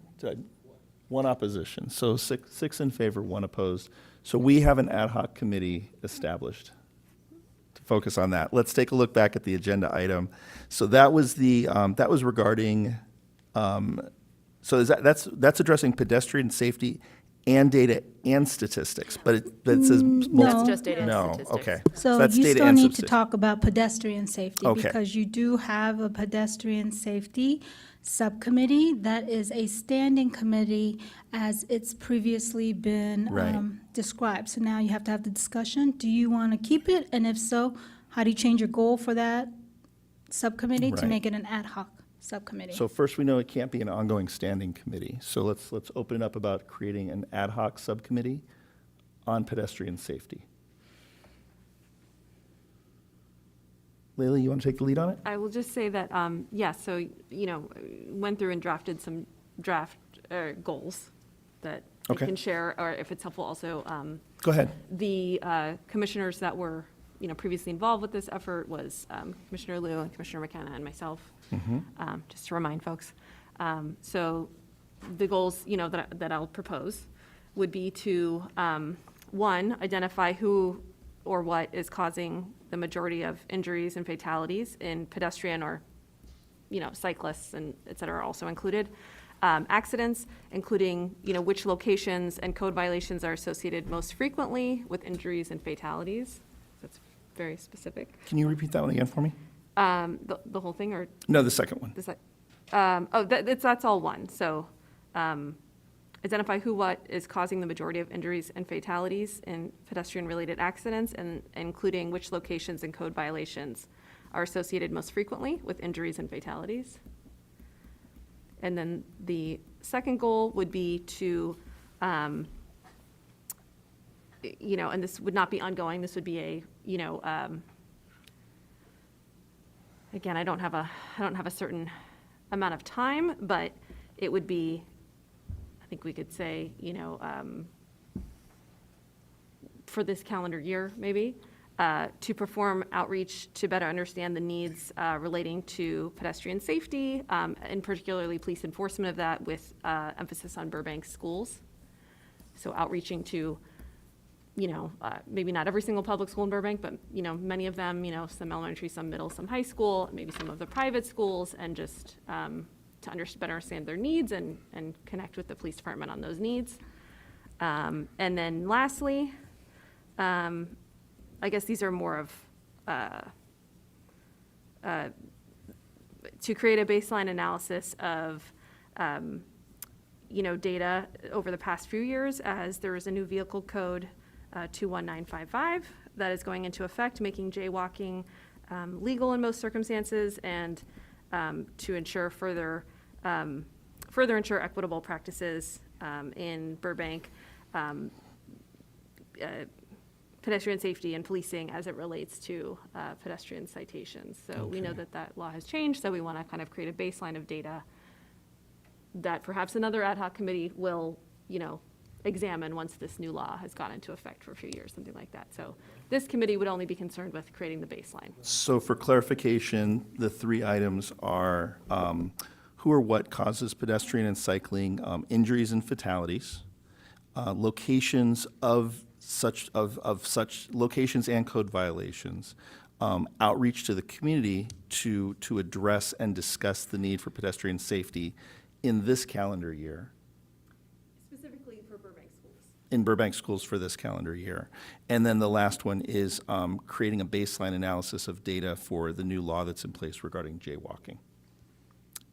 And for clarification, when is this task completed? So one would be, so the first one would be, we would have a report on, identifying what is causing, these incidents, along with, locations that are frequently the site of these incidents, code violations that contribute to the majority of the incidents, that kind of thing. Okay. The second would be, that may be more of a time period, right? So we would take this year to outreach to all those schools, and by the end of the year, have, again, maybe not reached all of them, but many of them, and, communicated those concerns back to this commission and also to, the police department to hopefully get them addressed. Okay. And then the third thing would be also a type of a, brief report, a baseline of the Yeah. data around jaywalking. Which, that would be included in the report from the subcommittee. Yeah, I think Okay. it'd be kind of a separate thing, maybe, separate from the first So, report around, okay. which is much more So a general. separate around baseline pedestrians. report on Yeah. jaywalking. Yes. So I would suggest that you put a time frame for all of those requests. For example, your first item, who or what causes fatalities or bicycles? I didn't write it all down. How do you know when you're done, when you've accomplished that task? Until when? Last year, the year before that, next year, the following year, the year after that? You don't have anything in your goal that will cause your task to end. So one way you can get around that is set specific timeline dates, right? So if you say, within this period to that period, we want to see where were the fatalities, what were the violations that caused, that were associated with these with these fatalities. You need to have concrete, very specific goals, right? If you keep any part of it really open-ended, such that I can't tell when it's supposed to end, when it actually just Right. does end, right? Then it's too open-ended. The trouble I have with those two is those would require, I think, a request for data that's not publicly available necessarily in a way that we could analyze right now. So would it be possible to say, within, 3 months or 4 months of receiving the data is when it is due? I'm not talking about when you something like get the that? data. I'm talking about the time frame in which the data occurs, right? Right. Oh, the timeline, I see what you're saying. Okay. Okay, then I would say, probably a 3 years worth, the past 3 years of data for either of those, for the two reports, yeah. Okay. So looking back at this, what I'm hearing is a pedestrian safety ad hoc committee that addresses who or what causes pedestrian and cycling injuries, and the locations and code violations associated with those injuries and fatalities. The second piece is outreach. For the past 3 years? For the past 3 years, thank you. Okay. Outreach to understand the needs for pedestrian safety this calendar year to local Burbank schools. And then the third is a baseline analysis of data regarding 21955 regarding jaywalking. For the past 3 years. Okay, past 3. Paul? Number 2 would be to contact the schools in March or April to be concluded by August. Otherwise, it's not applicable for this school year. So what I'm going to recommend for that is to not set that parameter, but include that, kind of like what they were talking about in the previous discussion about whether websites should be included. That's something that the subcommittee can work, or the ad hoc committee can work through and just move forward and do that. Does that make sense? Right, I just thought we were trying to establish benchmarks. Right. And that would be one. Well, that benchmarks or timeframes?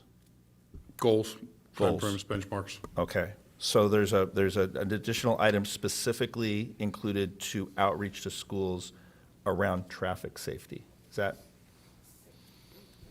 It sounds like you just are, you are suggesting to change the timeline from the calendar year to August, Well, through August, is that? I apologize if I'm going off track, but when we attempted to do this on the Traffic Commission, if it's not, first, school principals and administrators aren't even in place until August Right, 1st. right. So if we don't start this before the end of the school year, It won't be in place when school starts on the 15th of August or 20th of August. Right. So we need to address them before they go away for the summer, with hopefully implementing a plan that can be implemented in August. Because one of the things that my observation, both as a parent and as the husband of a teacher, has been Burbank's traffic enforcement the first 2 weeks of school is hyper vigilant. Right. And they establish excellent patterns. So But we need to have those patterns in Right. place before August. I don't mean to cut you off, but you're getting into the details that can be worked through by the ad hoc committee, and you're starting to describe the why it needs to be Okay, done. I was giving date goals, that's all. Yeah, yeah. We can work it out in the committee. Okay. Romick? Thank you, Chair Coombs. Can I make a recommendation? In regards to, I know you guys discussed analyzing and really understanding the jaywalking ordinance, but I know that we have that agendized for next month, and I remember that last commission meeting, I asked for data pertaining jaywalking, because I know that's part of the Freedom to Walk Act. Is that become redundant? Because if the PD is going to provide that information anyway, is there any point for you to utilize the PD or even research that on your own? Leila? I would just say, not knowing what would be presented, there may be other questions or other ways of analyzing or, that we may want to pursue. So I don't know if, sure, there could be a possibility that presentation happens and every question is, potentially answered that we would ask. Does that become a problem for the ad hoc committee if we decide in the end, they answered all the questions, we don't need to do it? Or, Wouldn't need to do that part of it necessarily, or you'll have the answers that you'll just include in the work that you're doing. So my sense is that what the ad hoc committee you're requesting actually is more comprehensive than the presentation itself? yeah, again, Okay. not knowing, Or what that would be. something that you can do is, if it's something that's going to be on the agenda next time, we can agendize it so that there can be the presentation, and then there can be a discussion as to whether or not, based on the presentation, you want to have the ad hoc subcommittee, either one that's already established or a new one, address whatever issues you did not feel were adequately addressed during the presentation. You don't have to make all these decisions right now. Okay, so we can move forward with the two goals for now and then potentially add this after the presentation. Can we modify an ad hoc committee after it's been established at one meeting? As long as it's agendized to do it. So- And it's a goal that, again, is accomplishable and will naturally dissolve so that it's not a standing committee. So we're agendized now. If we approve it, the ad hoc committee can start doing its work. We can agendize for the next meeting to address the ongoing efforts of the ad hoc committee. No, it wouldn't be agendized that way. It would be agendized as to that new pedestrian law, right? Okay. So the presentation is going to be regarding the new pedestrian law. Right. Don't remember what its number is. Once the agendized item would say something like presentation, discussion, and action, if necessary, regarding the new pedestrian law. Okay. And and that action may include the creation of an ad hoc committee, or Okay. whether or not an ad hoc committee should address further issues, something along those Okay. lines, so that you're not, it's part of the presentation agendized item, as opposed to a separate agenda item regarding the creation of Okay. a new ad hoc committee. So we don't need to include in the ad hoc committee right now, then, the elements around the new jaywalking law, but that can be added, or a separate ad hoc committee could be created at the next meeting the language you'd use, discussion and recommendations for ongoing address this issue. Something along those Okay. lines, unless this ad hoc committee between now and then really wants to work on those jaywalking So issues. Let me turn it back to Leila. Do you want to work on it now, or want to wait? I think that's fine to leave it Okay. off for today and then All pick it right. up after the presentation All right. and see what we want to do. Thank you. I think we'll have more than enough on our Yes. hands. I think for you will these as two well. goals. So I think let's just you- keep it at the first Yes. two. All right, so it's going to be focusing on who or what is causing pedestrian cycling injuries and fatalities, locations and code violations associated with, and outreach to understand the needs for pedestrian safety this calendar year to the local Burbank schools. That's a lot, and that'd be awesome. Okay. All right, so are all in favor of establishing this ad hoc committee? Any opposition? Any abstentions? Okay, so all are in favor? Just want to make sure. I see people nodding, but I hadn't. For the heard- sake of our record keeper, Sure. can you just raise your hands if you Okay. are in agreement? All in favor, go ahead and raise your hand. Okay. Thank you. Unanimous. All right, we got through it. Moving on to item 4, and I want folks to be mindful of the time as well as we move forward. So we have number 4, discussion and action, if any, by commissioners regarding homeless engagement. It's calendar dashboard item for February. So this is an item, to make sure that I'm clear on this one, Sherry, I might need your help with this one. This is an item that we'd identified in our annual calendar to talk about homelessness in the month of March. Or no, this month. Let's talk this month. Okay. So this is opening it up, talking about homeless engagement right now. So it's actually we can discuss.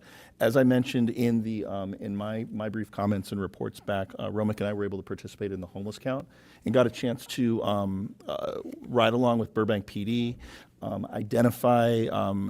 We were part of a larger process with LHSA, the LA Homeless Services Authority, excuse me, to do their annual homeless count.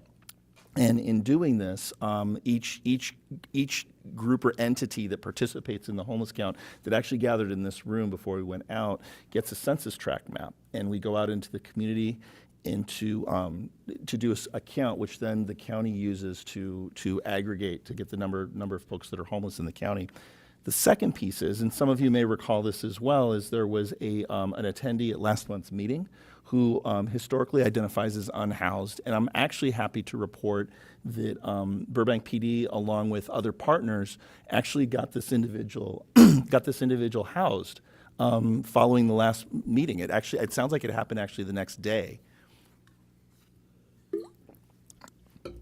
which is significant because it was, excuse me, it was a really demonstrated partnership between the police department, community members, other community service agencies. And so, excuse me, this is to open up a discussion if we want to explore anything further about homeless engagement, observations you've had about homeless engagement, issues that we may want to pursue regarding homeless engagement.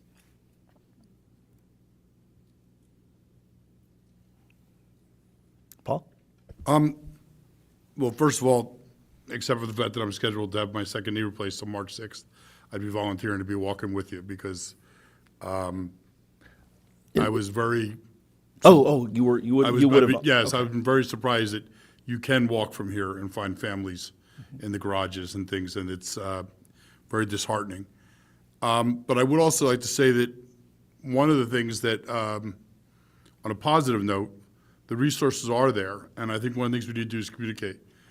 I think I've stated before, my wife had a student register for school as homeless. On Monday, she came home from school, first day of school, broken up. I called Albert Hernandez, and he apologized. He said I won't be able to get her into somewhere till Thursday. And, I mean, he was apologizing because it was going to take 3 days to get them off the street. That was pretty amazing, and I think that her first reaction was, why don't I know about that? Why do I need you? Because you're involved in other things to know about this. So I think one of the things that we need to do is to help communicate the resources that are available to people like teachers, like counselors, so that some of the wonderful things that are taking place in Burbank are more accessible to the people who need them the most. So quick question for the chief. I know that the mental health evaluation team is engaged in doing some elements of homeless outreach in the community. Do you recall the name of the community agent or community organization that's contracted with the city around homeless outreach? There's an organization, I don't recall the name off the top of my head, and specifically with the individual that was at last month's meeting, this agency had engaged with her, and she had her Section 8 voucher, but she lost her ID, and this agency, actually, they already had a relationship with her. They actually had a copy of her ID. Was that Home Again? I don't think it's home again. Yeah, I don't think so either. And I don't recall, but that particular case study that you're talking about, that's been a bit of a journey. I would today still call it a success story, so in, out. And as of today, she is housed. And our med team has been just so patient with her in her journey. So this is a topic that is close to this organization, near and dear to my heart. And what is frustrating, and we can use that person as a case study and others that are resistant to services. Right. And the services are out there. They're bountiful. And the communication is bountiful. But when they're resistant to services, there's an absence of trust, there's mental health underpinnings, and you put that in the Cuisinart mixer, it is just a very slow process, as you know, we've talked about it many times. So I don't know, this is where my disappointment is with the county, is where we could fast track it. There was a time when I first came here, we actually had a credit card, so if someone came in that was unhoused, mom, couple kids, so we can put them up in a hotel for the night and also provide food. We don't have those services anymore, and I don't know anyone that has like an immediate service because they have to go through a process.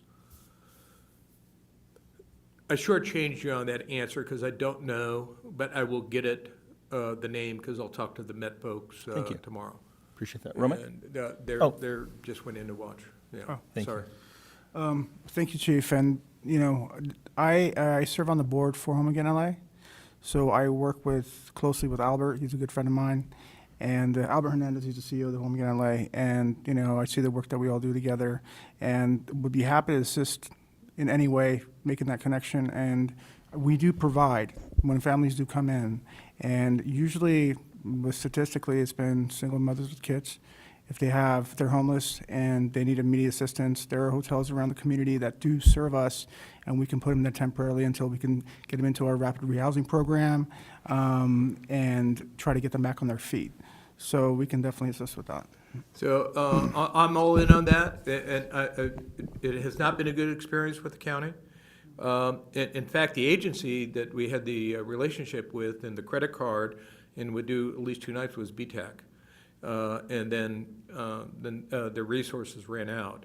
But that's probably a bigger conversation for all of us in the future as far as how we can fast track that. And if we can do that here in Burbank, and especially when we have someone that walks into the lobby at 9 o'clock at night and goes, I just need some help, where we can actually do something. Are there any standing work groups or task groups within the police department that could that focus on homelessness to explore these types of issues that either commissioners or community members might be able to participate in working with? So I'd connect them up with our Met team and our community resource officer. Okay. So let me give you some names so you can follow up with them. Either Lieutenant Green or Captain Cremens provide oversight to our Met and community resource officers. So, and just understand, all our patrol officers have resource information. So we're hypersensitive to all of this.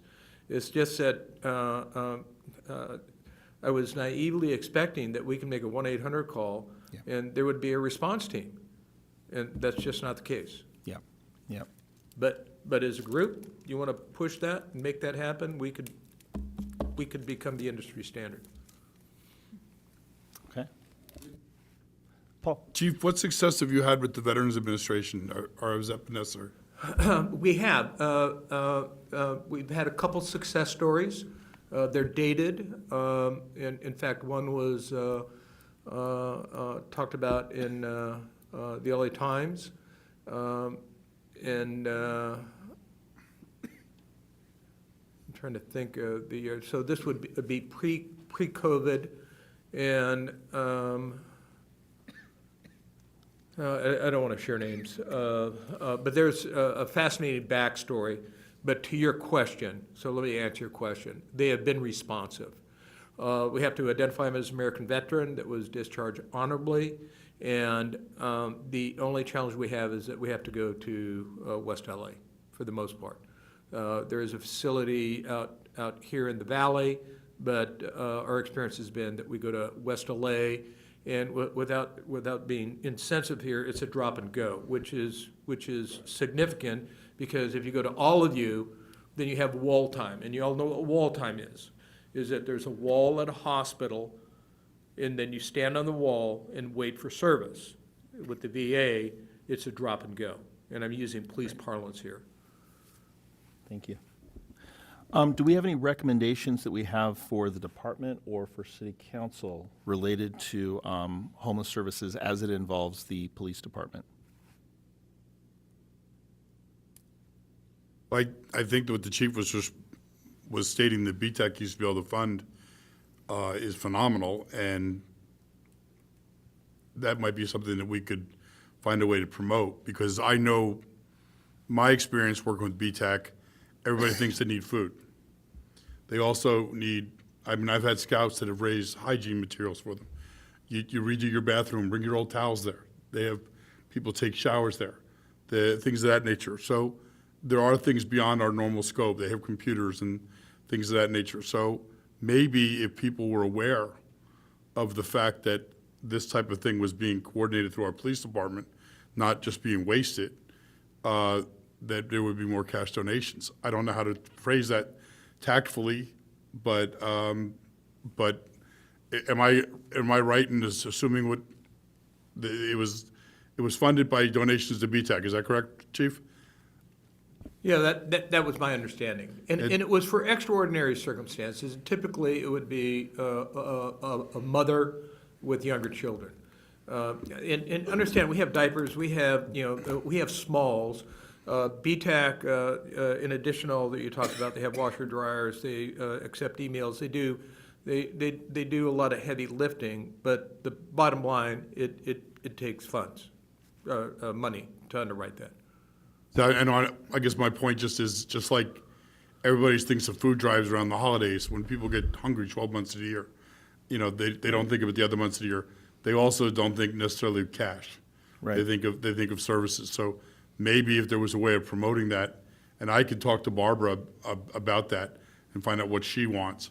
Obviously, I live a half a block from BTEC, but that might be an indirect way of serving them. So I'd like to make a recommendation that this is something that all the commissioners can do independently, is that we can identify if there's resources that we're aware of that the department may benefit from to be able to assist in one-off types of situations as been described here, that we submit that information to Sherry, and then Sherry can then distribute accordingly to the department. Does that sound reasonable? Okay. We'll go ahead and move forward with that. Any other discussion on this? Well, it's about 20 years old, but I have a community resource card that we did in Kiwanis 20 years ago. So the numbers probably need to be all updated, but maybe that type of thing. It was a trifold and it had everything from Alcoholics Anonymous, throughout. And maybe that's something we can look at as a group. Yep. We want to do that as a group, or do we want to provide that to Sherry at this time? I got to clean my garage to find it. Okay. So let's just provide the information to Sherry for now as we have it, and we'll move on from there. Let's go ahead and move on to number 5, and we'll try to move this one through pretty quickly. This is discussion and action, if any, on the decision-making procedures for the police commission. And I can start this one off again.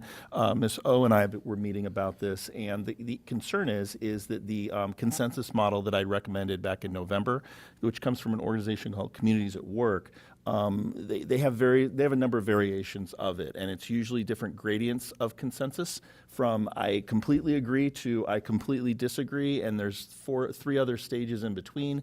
One of the models actually provides colors of green, yellow, and red. That is what I recommended then. In talking with Ms. O and in some of the other work that I've done in other locations, there is a real emphasis on the use of plain language. And so the recommendation I'd like to make is that we're not using any form of parliamentary process or Robert's rules or anything like that. But in the spirit of what we're trying to implement is we want to implement a consensus model where we have the opportunity to identify our agreement, our disagreement, or our ambivalence and be able to work through that. And so what I'd like to do is I'd like to make a recommendation that we, in terms of our decision-making process, that we practice using clear language. So when we make a decision, we acknowledge whether we agree or disagree. So if we need to make a decision on something, simply we agree or disagree, and we can do that by taking a vote, and we'll try to show of hands as well, which would make life a little bit easier for our staff for this commission. But then we're really clear about whether we have questions or concerns, and as a group we work through those questions and concerns. So what I'm recommending is that we use a model of basically we're using plain language to agree or disagree, and that we also take the time to raise questions we have where we need clarification if we're in that ambivalent middle space. So I want to open that up for discussion with everyone.